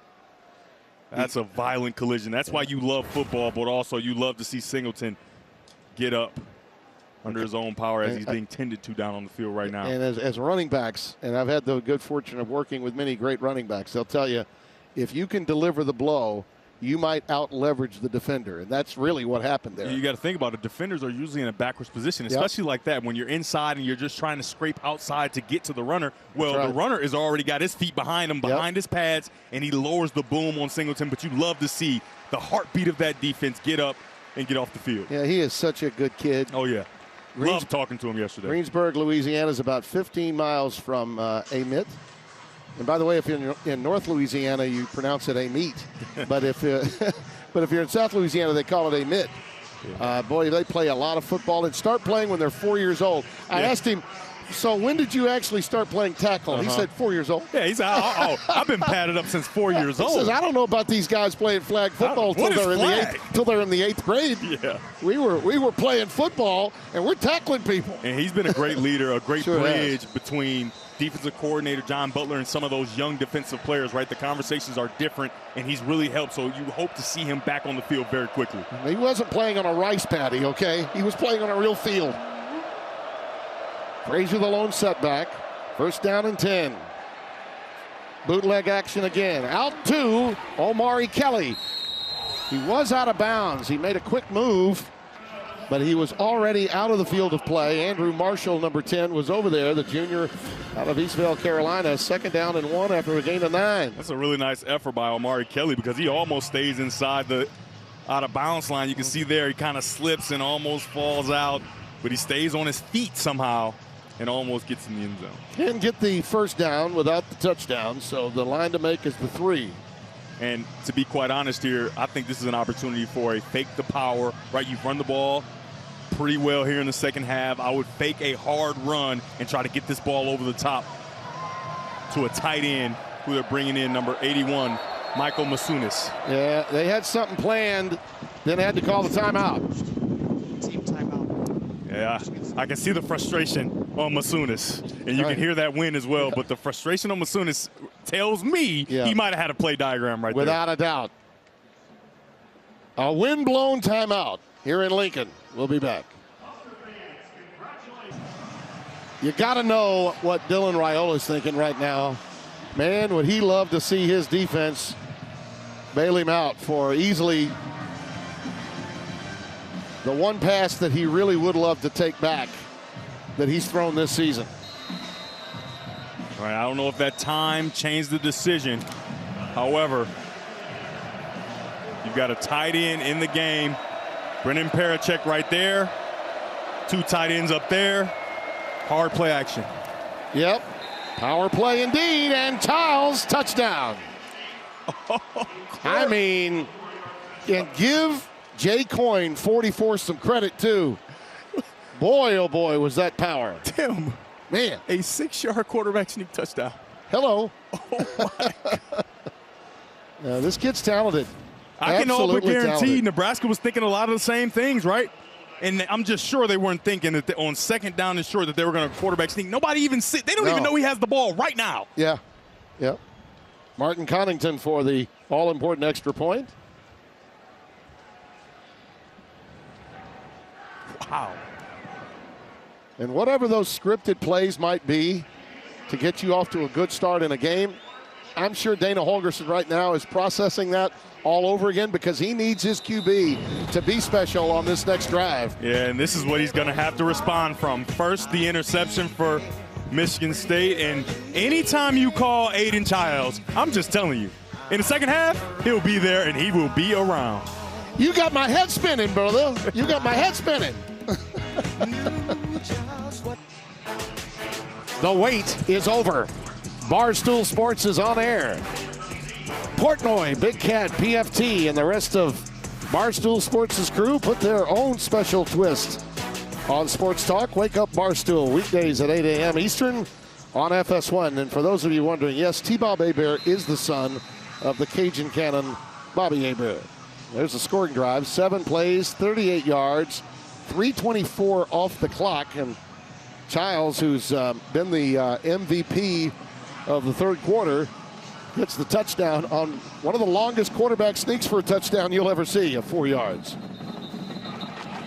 Let's go down to Josh Sims. Well, Timmy B, we're seeing Jordan Hall make an impact out there on the field. I talked to him this week, and he told me last year he thought was going to be his breakout season after contributing as a freshman, but they brought in a transfer that actually took the starting spot he thought he was going to get. The coaching staff just simply told him he had stuff he needed to work on. Mad at first, but he went back to work, learns what he needed to be a more contributing factor out there on the field, and we're seeing that in full display today, guys. Yeah, the 6'3", 238-pounder out of Fredericksburg, Virginia. Big-time talent. Ball is tipped, almost picked. Oh, boy. That was just a quick hitter, quick slant.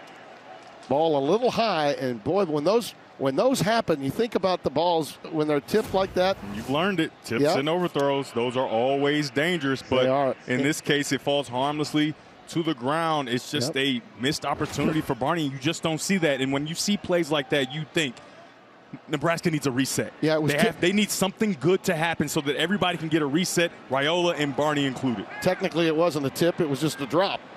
But, boy, it was the kind of drop that could have been intercepted. And that one was, in fact, by Dane Key. This young man is a captain. They had high feelings about him when they got him. Just has not delivered since coming over from Kentucky. Yeah, they try to get on the naked bootleg for Raiola, and he takes a hit as he's trying to make this throw. His helmet comes off, but they don't make him sit out a play.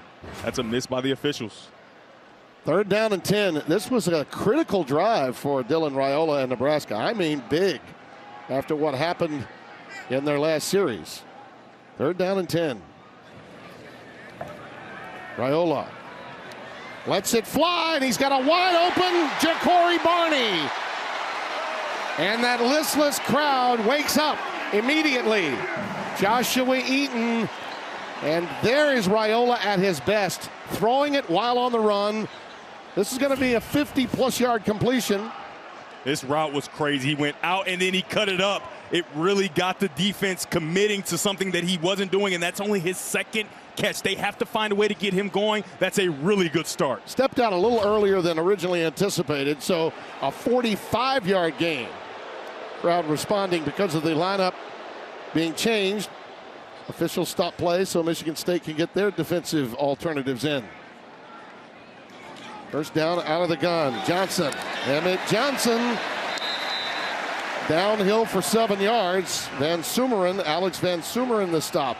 And let's go back to that pass previously. I mean, really nice job by Raiola getting up into the fight and then layering that ball perfectly to Barney. Like I said, only a 2nd catch on the day. You have to find a way to get him involved. He is a big-time playmaker for Nebraska. He had that 52-yard Hail Mary at the end of the first half against Michigan. Yes, he did. That tied the game at 17 2 weeks ago. Johnson, Emmett, all the way.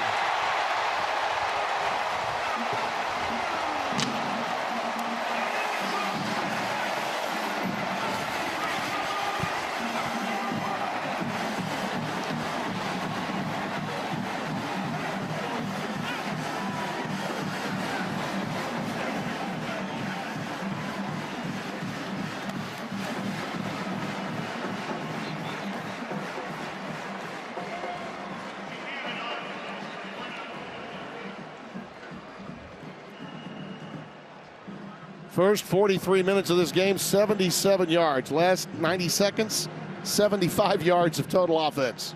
How about that? Cunanan for the extra point to tie the game. So I'd say Dylan Raiola absolutely answered the bell on this drive. Of course, take a look at Rocco Spindler right here. He is the person at the point of attack that has to hold his block for far too long. He holds it, he continues to hold it, and now you have Emmett outside into the end zone. Outstanding job by the offensive line that we have questioned throughout this football game of responding. I believe Dylan Raiola is one of those guys that if you can get him in the open space, allow him to throw on the run, those comparisons that were made when he was coming out of high school to Patrick Mahomes, you see that in his game when he's on the run making a throw. Yeah, you really do. He's extremely talented. His arm talent is unquestioned, and when we talked to Dana Holgorsen, the offensive coordinator, he talked about it. He said, listen, I'm here because he's here. That's right. And his talent is clear, and he just hoped that he could help him shore up some footwork things and decision-making things, and I think he's done that. Although he's coming off a bad interception, I love the response to take your team down on your arm, on your legs just a bit, and put it in the end zone. And it came when you think about it, the response after 2 drops. 2 drops, balls put right where they need to be, and he responds with a 45-yarder that keys that touchdown drive. When adversity hits, you have to respond, and he's done a nice job. Rashad McCray is back deep. Remember, in the 4th quarter, ball's on the ground. It was lost by the Spartans. Nebraska's got it. The Cornhuskers recover. 35, Mekhi Nelson on top of it. The mix-up for Michigan State. both receivers going for the ball, and basically they got in the way of one another. You talk about friendly fire. That's Edwards, 35. He was one of them. But, Tim, it's the wind. Cam Williams, 44. It's the wind. The ball is going, yeah, and then it just stops. And so both guys are like, hey, I can fair catch this. They try to do it. They bump each other, and Nebraska has the football. Special teams continuing to be special today. It was Jay Coyne, not Cam Williams, the other 44. Williams, the tight end, Jay Coyne, and fullback, those were the guys that got crossed up. 4 hands around it, neither of them able to come up with the ball. And the wind, boy, oh boy, we talked about it. Huge. It's huge in the special teams game. And special teams coordinator, like we talked about, Mike Eckler, it's his birthday, and that's 2 really special birthday gifts by the special teams of Nebraska. Darius Snow gets the big play for Michigan State to back him up.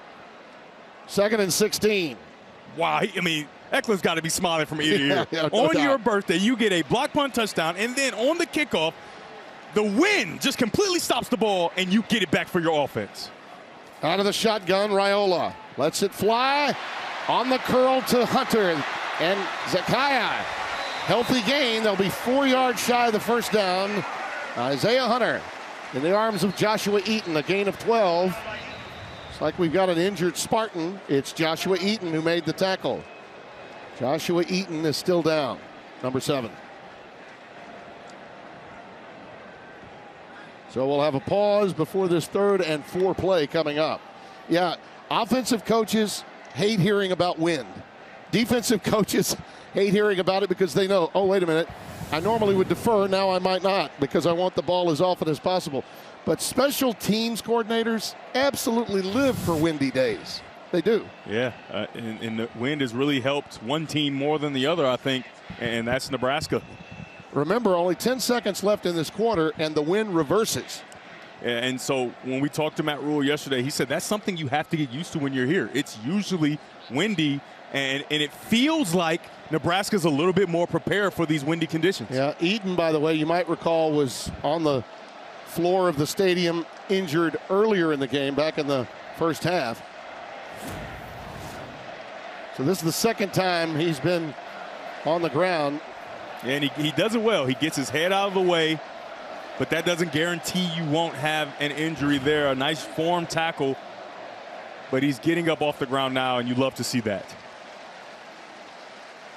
And his replacement will be number 25, Chance Rucker, who is a talented defensive back, and they really love his talent. They said he could be the best pure corner on their roster. It's Edwards, you see, who was really officially the guy that had more of the football than Coyne in that fumble scenario, Sam Edwards. And, you know, he's rooting for his defense to get a stop. And, again, this quarter now has come to an end, and that means Nebraska not only has the football, but they have the wind at their backs, which is exactly what Matt Rule wanted. Aiden Childs had it all going his way. Then Nebraska on a Raiola magnificent ad-lib ties it up. Stay tuned. It's going to be a great finish. Look at that. 21 all, 14-7 in the 3rd. Things have picked up. I'm not sure the offensive lines have really improved that much, but we've had some more spectacular individual efforts. Yeah, whether it be by Childs or Raiola, the coordinators they've done a nice job of working around the offensive lines. 3rd down and 4 now with the win behind Nebraska to open the 4th quarter. Look like you're going to get man coverage, so on this opportunity you want to get it to your best matchup. Raiola with time. There's Johnson again. Emmett Johnson, the line to make. He does. And a late Thompson with the stop, and it looks like it's going to be a horse collar to go with it.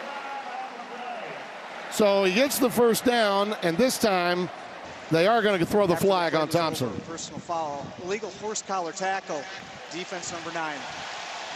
The penalty's enforced half the distance to the goal from the end of the run and includes an automatic first down. That's insult to injury there.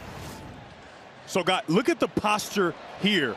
right? And you're going to get a sprinting running back into the flat. It's man-to-man coverage, and he has to cover. He's just not in a position to run with him, and it's just a race to the edge. A nice job, a nice design, and a horse collar there at the end by Thompson to add a little more.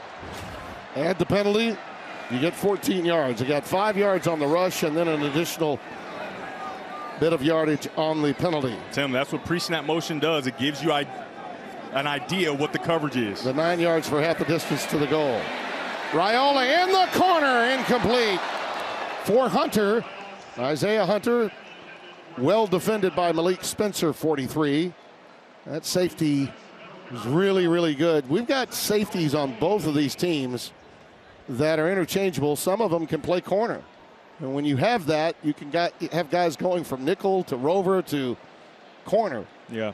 I love what these defensive coordinators are doing to try to play chess, right? They had man-to-man coverage the previous play, and then Dana Holgorsen tries to get another indicator with some motion. They go back to zone, and they're right there in position to make the play. Joe Rossi, the defensive coordinator for Michigan State, prides himself on that. Little pitch to Harburg. Nothing doing. Wayne Matthews right on top of that one. Crowd, I don't know, was particularly pleased with that play call. As you see Rossi there with the glasses on. Sort of perched where I'd have mine when reading a book. What do you mean when you say perch? You mean like hanging down on your nose like Mother Goose? Like a hanging Chad on the election season. Like Mother Goose. Like Mother Goose, right. 3rd and goal. It's man-to-man coverage. We saw this earlier in the game. You have an opportunity to the corner route. Out of the shotgun again. Raiola. Running out of time, he lets it fly, incomplete. You know, he had a receiver momentarily in the back of the end zone, but he was moving in the wrong direction to find him. He was scrambling to his right. I believe that might have been Barney. When you start to see the quarterback move around, the coverage has to plaster, right? You have Barney in the back, but there's not a lot of true space to get that ball up and down before the defender. It's a defender in between him and the throw, right? Yeah. So a nice job by Michigan State of plastering to your defenders, and a very nice job of Raiola not making a bad mistake, throw that football away and get points on the board. Yeah, Barney was scrambling to his left right as Raiola was having to go to his right. Cunanan for the field goal to take the lead. 6 out of 7 on the year. This is from 27. Got it.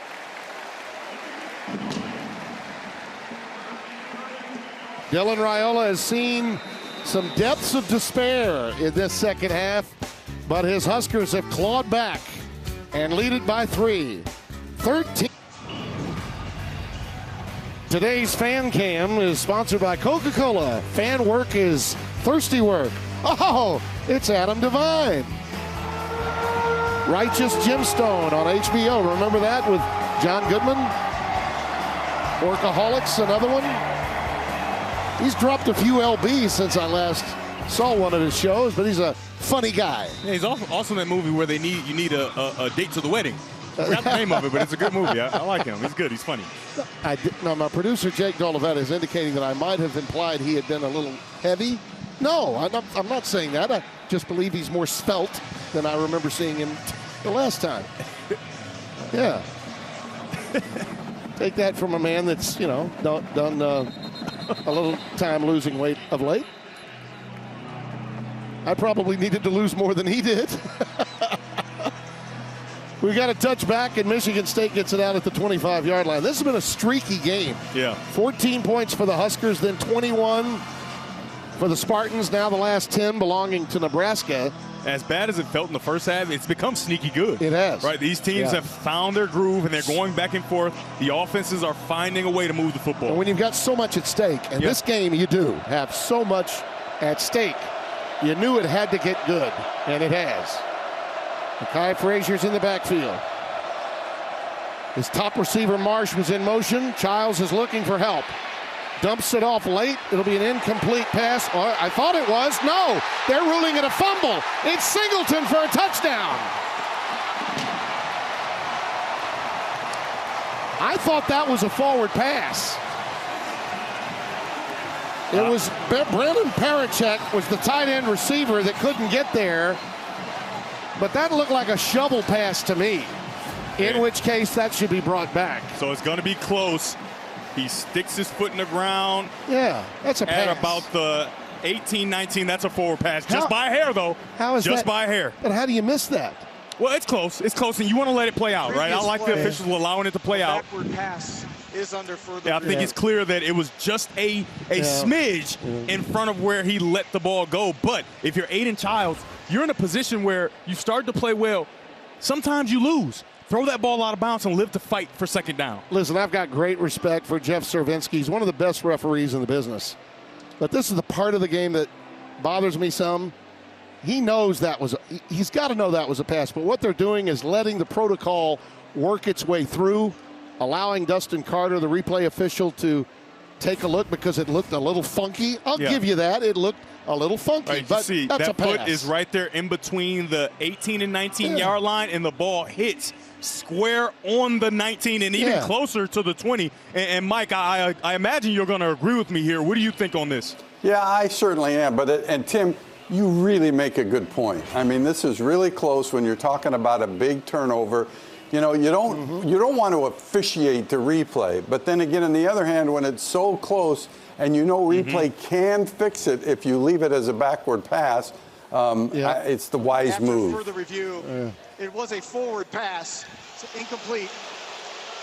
Second down at the 25-yard line. And Tim, it was very close, right? Yeah, so I you get love that. to see that have a chance to play out like Mike is saying. Yeah, and Mike, trust me when I tell you, I have great respect for Jeff. We talked a little before the game on the field.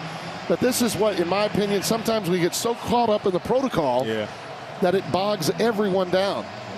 Yeah, no question. And I can't wait to get back and talk to him and say, why did Tim Brando call you affable early in the game? That's going to be my question of the game.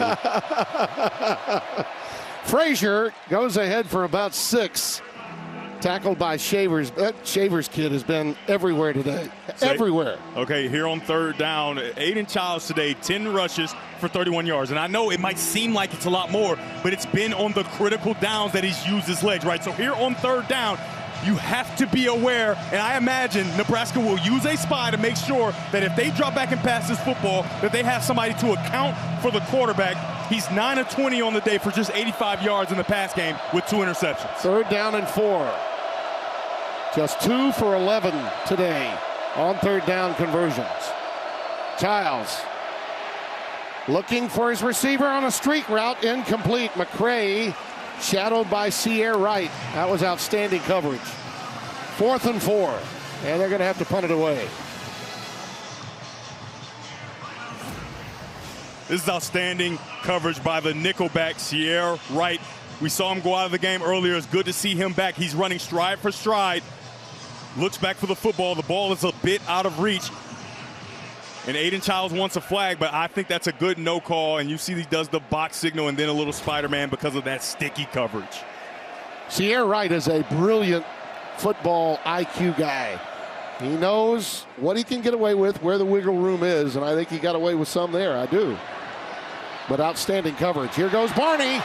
Here goes Barney. I don't mean Barney Rubble. He may take it the distance. We've got a marker down at the 33. There goes Ja'Cory Barney.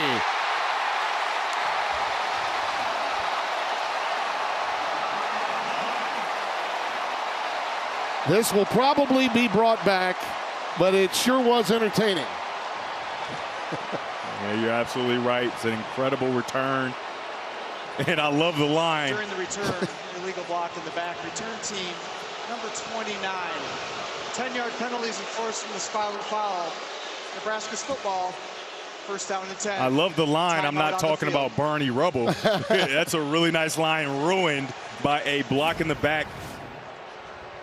When you're in position, you can see the defender's numbers. You just can't do it. Your hands are square on the 3 and the 5. You've got to let it go. Carter Nelson, the guilty party. Well, you can't come to a Nebraska game without hanging out with the biggest Nebraska fan I know. It's Larry the Cable Guy. Yeah, go Big Red. I'm happier than a tornado in a trailer park. Look at this. I got a whole box full of folks. Family, friends, the Nebraska National Guard. We're all in here. And Timmy, I know you wonder how I stay so fit and trim. It's my beautiful diet food that I have in the sweet box. Oh, how do you do? Gotta love him. Oh, gotta love our friend Larry the Cable Guy. We had a blast out at his place. Want to thank both he and Kara and their family for having our crew out. There's a quick hitter to Hunter, and he's got about 8 yards, maybe 9 on first down. I just got a text from him a few moments ago. He was not feeling so good until that last touchdown drive for Nebraska, but Mater is feeling better right now. Roll out, Raiola to Lindemeyer for the first down. Jordan Hall with the stop. This is the former walk-on out of Pavilion La Vista High School who's come on so strong, become a real difference maker for this team. After the win over Akron, he proposed to his girlfriend, son of a Army veteran. Mom and dad both went to West Point. This young man's getting to play at the big-time Big Ten level. Mills on the reception. Cortez Mills with his first target. Aiden West, who was injured earlier, back in the game to make the stop. We talked about ball placement early in the game for Aiden Childs, but how about Dylan Raiola? You throw that ball on the outside shoulder, and it signals to the wide receiver to turn outside because the defense is breaking inside, and it allows for great run after catch and a first down pickup. Raiola, he was looking for a deep cross. It never opened up. And he pays the price with a sack from Van Sumeren, number 91. Yeah, that was the best protection all day. And you can see Dylan Raiola tapping his chest saying, hey, I knew it, I knew it.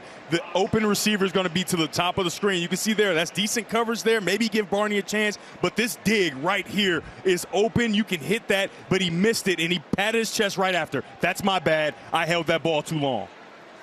Now, that's been the criticism of him. He knows it. Well aware, as Devin mentioned. 5 sacks now for Michigan State, and they trail by 3. Raiola to Johnson. Emmett Johnson's been steady, very steady for Nebraska today. 9 yards on that play. Stopped by Santiago. Throughout this entire game, they haven't had great run production, right? However, because of his multifaceted skill set, you can get him the football in the pass catching game, and it just turns to a long handoff and allow him to affect the game that way. 3rd down and 8. Markers down prior to the snap. Looked like Pritchett moved early. Start. Offense number 57. 5-yard penalty. 3rd down. Elijah, this young man's going to be really, really good. But there were times when he made some mistakes, and that's why he had not been elevated to the position that you felt he was good enough to be at this stage of his career. Yeah, remember Matt Rule talked about it. He said, hey, he's going to play. However, he has to figure some things out, and it's those mental errors. And he loves his strength, he loves his ability, but you got to remove those mental errors because now you set up this 3rd and really long. Highly heralded coming out of G.W. Carver High School in Columbus, Georgia. Raiola, resourceful to Johnson. And Emmett gets it beyond the 45. Stopped by Santiago again. And it is 4th down. And they can play some field position with the wind and force Michigan State to go against it from deep in their own territory if they choose to punt it. Hey, when Raiola was jogging off the field, he was really upset with himself. And I can tell you why.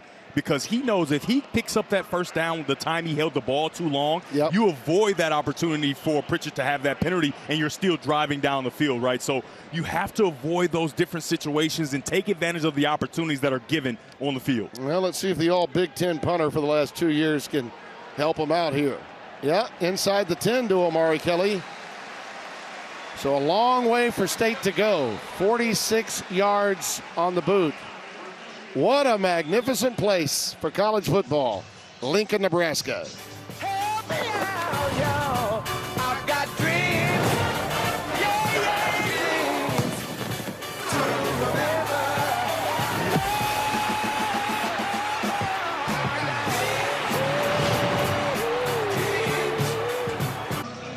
When you're trying to build a program road victories are really hard to come by. And now Michigan State, down by only 3, has to go a long way against the wind, as was written by Bob Seger once. Mekhi Frazier on a stretch play, upended by Andrew Marshall. They'll give him 2. So it's 2nd down and 8.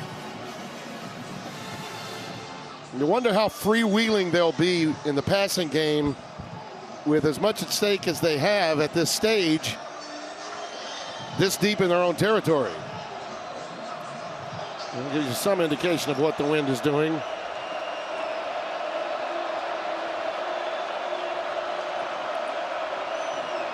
Two high safeties, an opportunity to run the football. Yeah, look at that play. Frazier buried by Marshall. He read that right away. Loss of 5. So they've gone backwards now on a couple of plays, and they're facing 3rd down and 13. John Butler, he's the maestro of the defense, pulling all the strings. Yeah, with those 2 high safeties, this is not what you want to do because the cornerbacks are sitting in the flats. They're in position to make this play right away, and you can see there's no chance for Frazier as soon as he catches that football. You have to avoid the big mistake here. I would go screen or draw to try to get this ball with some space to punt it away. Brandon Tullis in the backfield. Childs from his end zone. Incomplete. His receiver had slipped, McCray, but he threw it a little behind him anyway.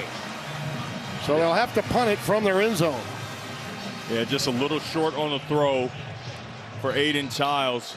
And you don't have any space. Remember, there's already been a punt blocked. Yeah. You have to guard against that. The special teams for Nebraska, they have been very special today. And for Michigan State, you can't allow that on this play. Well, and Michigan State special teams have really let them down. Right now, the biggest play is the muffed kickoff that led to a turnover and more points for Nebraska. Barney from his 43.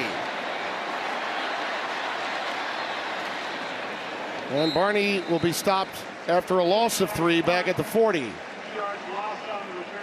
The ALDS continues tomorrow on FS1, starting with Aaron Judge and the Yankees taking on the Blue Jays in Toronto.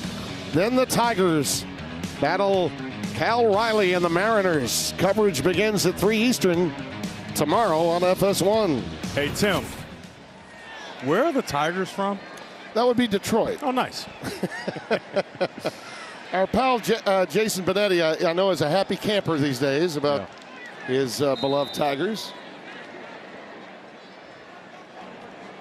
Emmett Johnson is in the backfield. I think he's been the most consistent player that Nebraska's had today on offense. Little bubble screen to Hunter. Nizaya. All day Zaya. Long. Touchdown, Nebraska.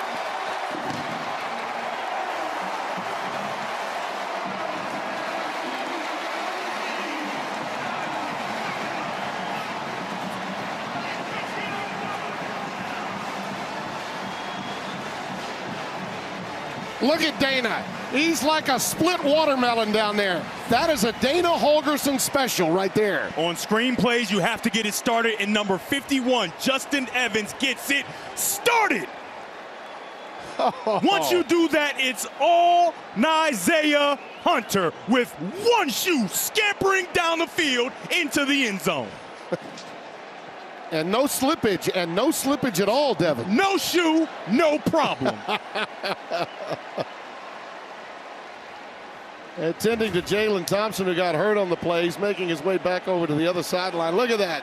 Holgerson loving it.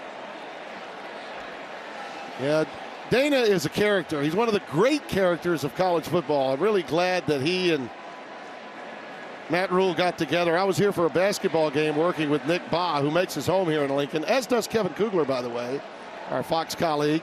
And I told him at the basketball game, Nebraska won that day. The Mayor's team got a win against UCLA.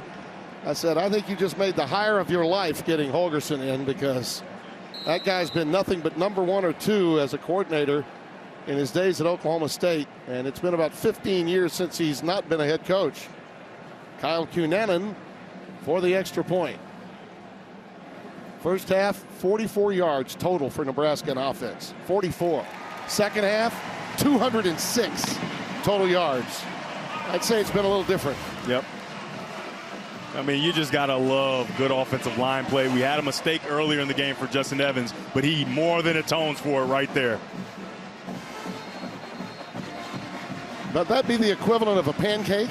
Oh, that's a pancake for sure. Oh, he knew who made that play. Oh, yeah. Find a big ugly and give him a high five, Dana. Hey, look at me giving you a high five. Big ugly.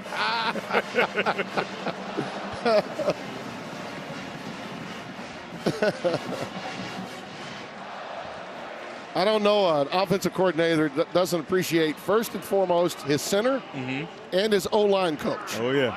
That's what you're going to hear first and foremost. And he's got a great one in Donovan Raiola as his O-line coach. The lead is up to 10. It probably feels like 20 for Michigan State at this point. Let's go down to Josh Sims. Josh? Well, Timmy B, that loss to Michigan did not sit well for this Nebraska team. And like Devin mentioned earlier, those practices during the bye week were intense. They described them as violent. But for head coach Matt Rule, it's all about finding out if they had the right guys getting playing time. For Dylan Raiola, he said it was all about being accountable, identifying their mistakes, tightening the screws, and getting back to it. He said last year after their first loss, they didn't have this feeling of they can go on a run of something special. He felt that in that locker room after those bye week practices. Yeah, there were some come to Jesus meetings, no question about it. Mekhi Frazier in the backfield. Again, Childs running for his life. Boy, look at that agile nature, stopping and starting. Finally, Nwaneri gets him. Childs is a hard one to find. And he's a big target, too, at 6'3", 220. Lost 12 on that play. Yeah, Williams Nwaneri has done a nice job today in the run and the pass game, getting after Aiden Childs along with the rest of his buddies like Deshaun McCullough. I mean, it is too much, right? Having to try to run and fix everything when the offensive line allows guys to get through, and it's been overwhelming today for Aiden Childs. 86 yards of offense in the third quarter. Childs had most of that on his own to get that lead. In the fourth quarter so far, 9 total yards of offense and minus 9 yards of offense in the fourth quarter after the 86 in the third. And Vincent Shavers makes that tackle. So yards have been hard to come by for the Spartans, if not for number 2 doing it himself. Yeah, I mean, he's figuring it out, and he's leaning into his legs and his running ability, but you have to give some credit to offensive coordinator Brian Lindgren of understanding that that's what's really helping him, and he is limping. He can't go on this play. He's telling him that he needs a timeout. And on a critical third down, Aiden Childs is going to have to come off the field, and not only that, those so important timeouts are gone for Michigan State. I thought on that scramble where he almost got caught twice, I was worried for his health because you're stopping and starting so quickly that you can pull a hamstring. You can do a lot of different things when you're having to start and stop and twist and turn the way he was. The main issue is he's just been under duress far too much. Now, we did see number 11, Alessio Milivojevic, come in, throw a touchdown, and perform well in limited opportunities early in this game. This is a big one. Third and long, coming cold off the bench, but he's proven already that he can come out and throw the football. But they send their quarterback back out there, but I just don't understand. I don't really agree with it because he seemed like he couldn't walk. That's right. Right, and you're going to need his legs. He was begging to come off the field. He was literally telling them, I can't go. Yeah, he needed to call timeout to get a reset, but he's a tough young man, and you have to imagine his legs may be out of it, but I wouldn't ignore it if I'm Nebraska.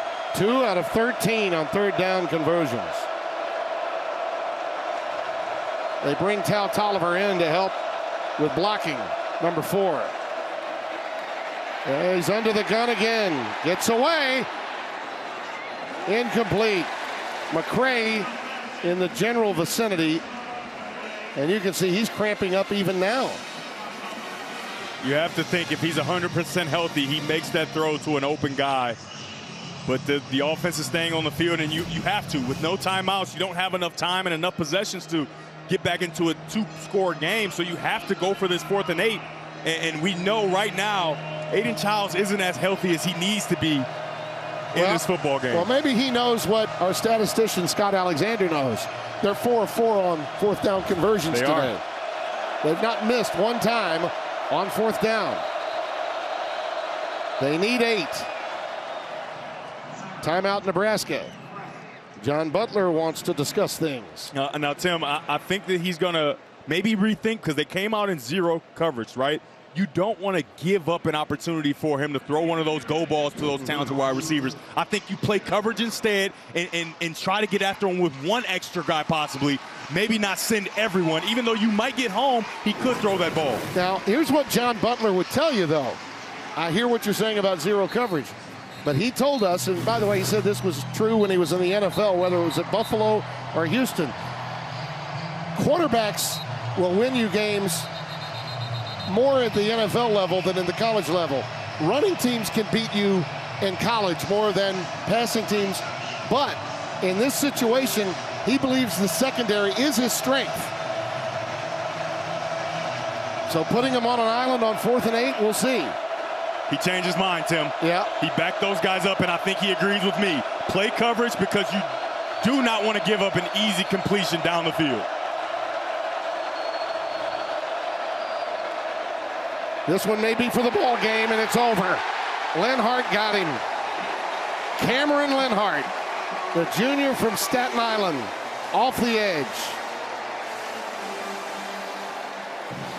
4th Nebraska sack. He had 3.5 himself coming in.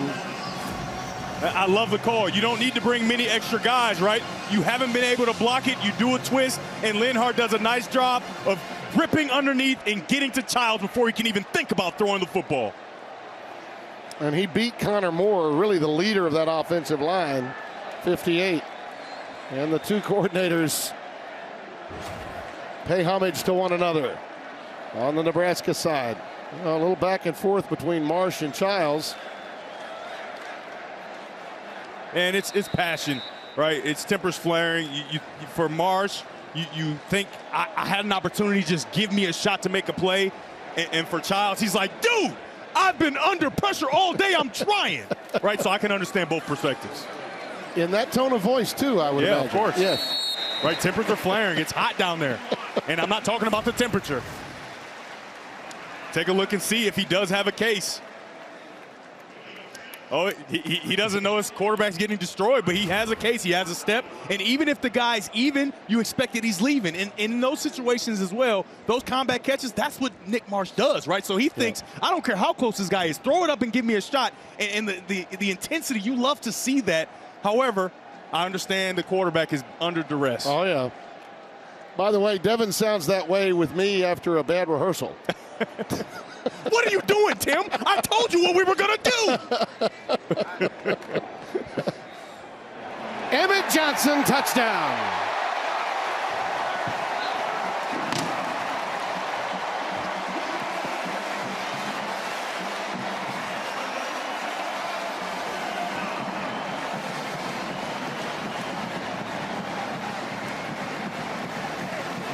Raiola gets over to him to say, nice hat trick, my man. We've talked about the offensive line ad nauseum and not as positive a way as they will want. But how about Heinrich coming around? He has nobody to block because it's blocked so well. And Emmett Johnson looking like Emmitt Smith, able to just scamper into the end zone. Let's see, in golf, if you get 3 straight birdies, it's a turkey. In football, you get 3 touchdowns, it's a hat trick. He got 3 of them today. Emmett Johnson has been the most reliable companion for Dylan Raiola, without a doubt. Well, you better, because when your offensive coordinator says that you're Christian McCaffrey, absolutely, right, you've got to come out and perform, and he's done just that. But let's go back to the sack that allowed that play to happen. I mean, Aiden Childs is going to have to get a lot of ice bath. A lot of ice bath, because he has been under duress. He's been hit time and time again, not even counting the times where he ran and got tackled. But Emmett Johnson has been so consistent. And it's love. I'm telling you, those two guys love each other. Their moms travel together. They love each other, and they are just letting each other know, hey, I've got your back. You've got my back. Not a whole bunch of listening there, though. A lot of talking, but guess what? It's love. I'm sure it's going to be a hug after this. Well, maybe on the plane home. Yeah, I mean, it's two guys that want to win. Absolutely. And you love to see that. You love to see that they can talk it out, even though it's not a whole bunch of listening, right? Get your point across because you got a long season ahead of you. Yeah, you do. But I think, as we said at the top of the show, the winner of this game sets themselves up for a run at a difference-making season, arguably a seminal moment in 2025, because you get to 4-1. Now you're beginning to get a little airspace. Ohio State is next up. Nebraska is thinking, listen, we thought we could be undefeated when we got there. Alessio is back in the game now. Milivojevic is back on the field for Michigan State. But that is what this game was all about. You get to 4-1, then you go to Maryland, then you think about who is next on your schedule. Michigan State's got some tough ones. Coming up next for this team, at Maryland. They're a tough out. They're undefeated coming into today. At Minnesota. Then Northwestern and USC.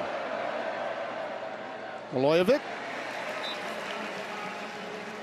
Thrown in the direction of Marsh. Just came out of his debate. The Michigan State schedule dropping to 3-2. They're going to take on a UCLA team that just spanked Penn State at home. Talk about the shocker of the day. UCLA wins with new direction in every sense of the word, out at, I'm sure, a vastly and if you're at vacant home, UCLA home field at the Rose Bowl. And if you're at home, you're watching that schedule, you see it's a long schedule, right? And so Aiden Childs is out of this game because he's been hit plenty. Yep. There are no timeouts left. You think that you probably don't have a chance of coming back in this game. Allow your backup quarterback to get in, get some reps, and try to get out of here healthy with Aiden Childs. Nice gain for Frazier, 18 yards. Nebraska going to give that up, obviously. Go prevent, try to keep everything in front of them. And they take a timeout.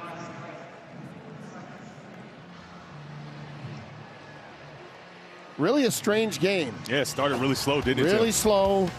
Both offensive lines were being just beaten badly by the opposition. Blocked punt, which seemed to be the difference in the game, at least for a half. And then this particular special teams play really changed the tone of the game. Edwards and Coyne could not get together. Nebraska then turns that into points as Hunter gets the touchdown. And the point streaks were kind of unreal. 14 for Nebraska, 21 for Michigan State, then 24 unanswered for Nebraska. Kind of strange in that regard. But well, Jonathan Smith is in year 2 of his building process. Matt Rule is now in his 3rd year. That extra year is big in your development of a program. Especially for Matt Rule. Yeah, without a doubt. Especially in this wild and crazy transactional transition that college football is going through. How about that catch? Second one-hand catch there. Yeah. And this time it's so high he has to stop it and then bring it down with the other hand as well. Man. Remember he had that other one early in the game for no gain, but it was an impressive catch. 2nd and 10.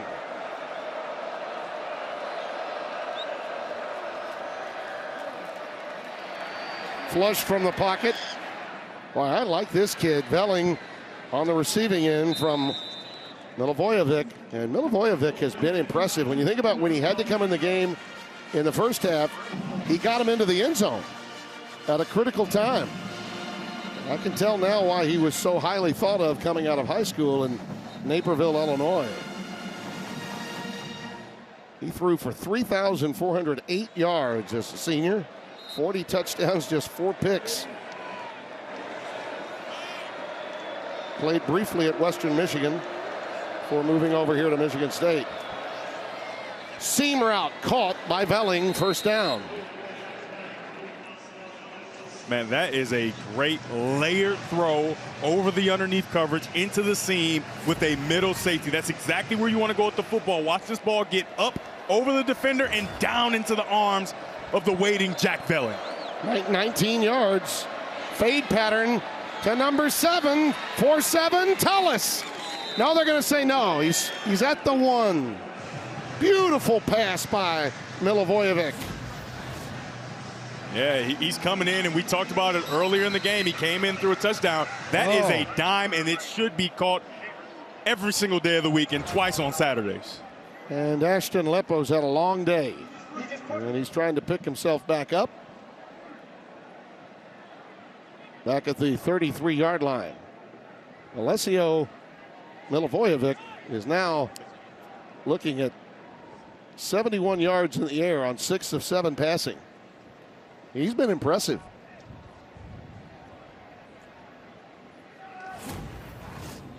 I mean, you can't hand it to him any better.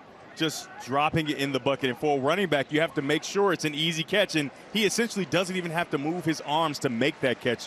What a great throw by Milivojevic. You know, it would have been a touchdown had he not been interfered with, really. There was no flag, but there was definite holding going on before the catch was made. Well, for some in Southern Nevada, the next few minutes kind of important. So we've got a few interested parties out there awaiting the outcome of this game. Nebraska was a 13.5-point favorite. I'm just saying. You know, Tim. And hence the timeout from Nebraska. I always get confused when you start talking. You know, I'm not a super betting guy. Nor like am I. Yeah, but nor am I. But you got to take care of your viewers. It always takes me a second to know what you're talking. When you go Vegas, I'm like, what is he talking? Why are we talking about Vegas? And it's like, oh, betting. Okay, I got it. For inquiring minds at home, you know. It's the guys that have been around in my profession that tend to go that way. How weird has it been, interesting though? Parties. How weird has it been for all sports to lean into betting? Oh yeah, it's because you've been here a long Yeah. I mean long time. Do you really need to go there? But honestly, it's been weird probably for you coming through the ranks. Meanwhile, it's 1st and goal.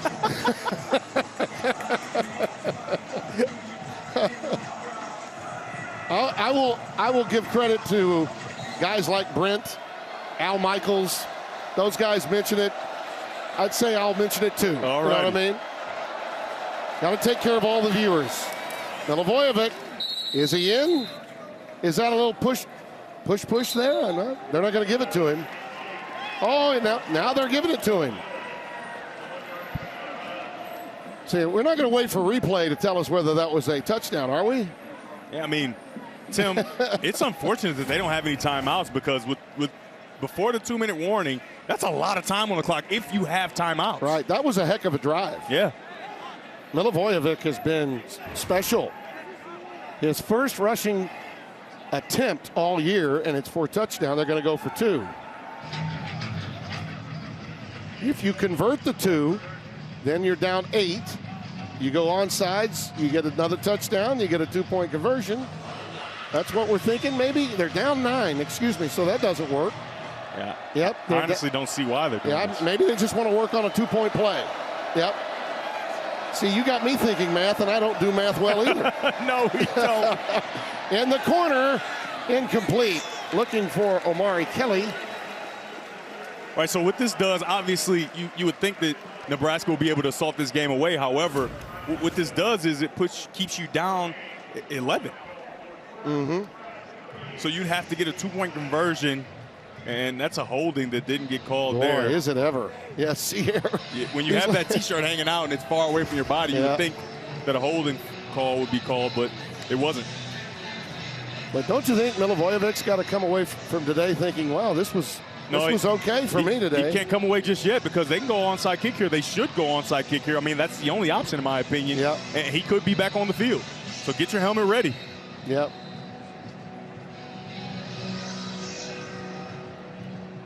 You're right about those timeouts they had to use. Having to use all those timeouts early as they did. And a lot of it was necessitated by Aiden Childs being hurt and needing timeout to get to the sideline before putting himself right back out there for the next play. Tim, with that 2-point conversion attempt, this could get really interesting. If they get this and score and maybe get another one, now you put yourself in a position where you have to get another 2-point conversion. Yep. Not to worry. Nebraska's got it. Dane Key Not interesting at all, then. Should put it away now. The 2-minute timeout is here, and we can contemplate other factors to our day, our game, and our futures when we return to Lincoln, Nebraska. Mater is feeling better over in his suite across the way.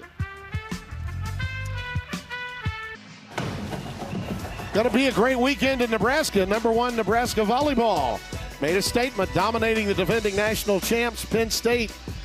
First set, 25-6. Second set, 25-15. Third set, not many side outs, 25-13. First-year head coach Danny Busboom Kelly succeeding after replacing the legendary John Cook. Huskers seeking their first national title since 2017. So a rough week if you're a Penn State fan. Yeah, as good as it was for Nebraska, it's rough for Penn State. Volleyball and football. By the way, they put 92,000 in this building for volleyball. Yeah. I mean, think about that. Man, oh man, that's strong. Crowd beginning to take it all in now. Through the years, Devin, whether it was Bob Devaney, whom I had the great honor of getting to meet when I was keynoting at the Blue Gray Classic Hall of Fame years and years ago when he was still alive, a great character. And there are many aspects to Matt Rule's personality that remind me a little bit of Coach Devaney. And then Dr. Tom Osborne, who I had the great honor of meeting and working some of his games. Legend, who I think leaves size 22s for these guys. And you've seen what this guy's done after year 3 at other places. And he's on the precipice, I think, of doing something special here. I mentioned Maryland being ahead on the schedule. Maryland lost a tough one today. They lost a tough one to UW today and Minnesota. This is what's coming up. Minnesota, that's a tough out. You know that. Drake Lindsay awaits.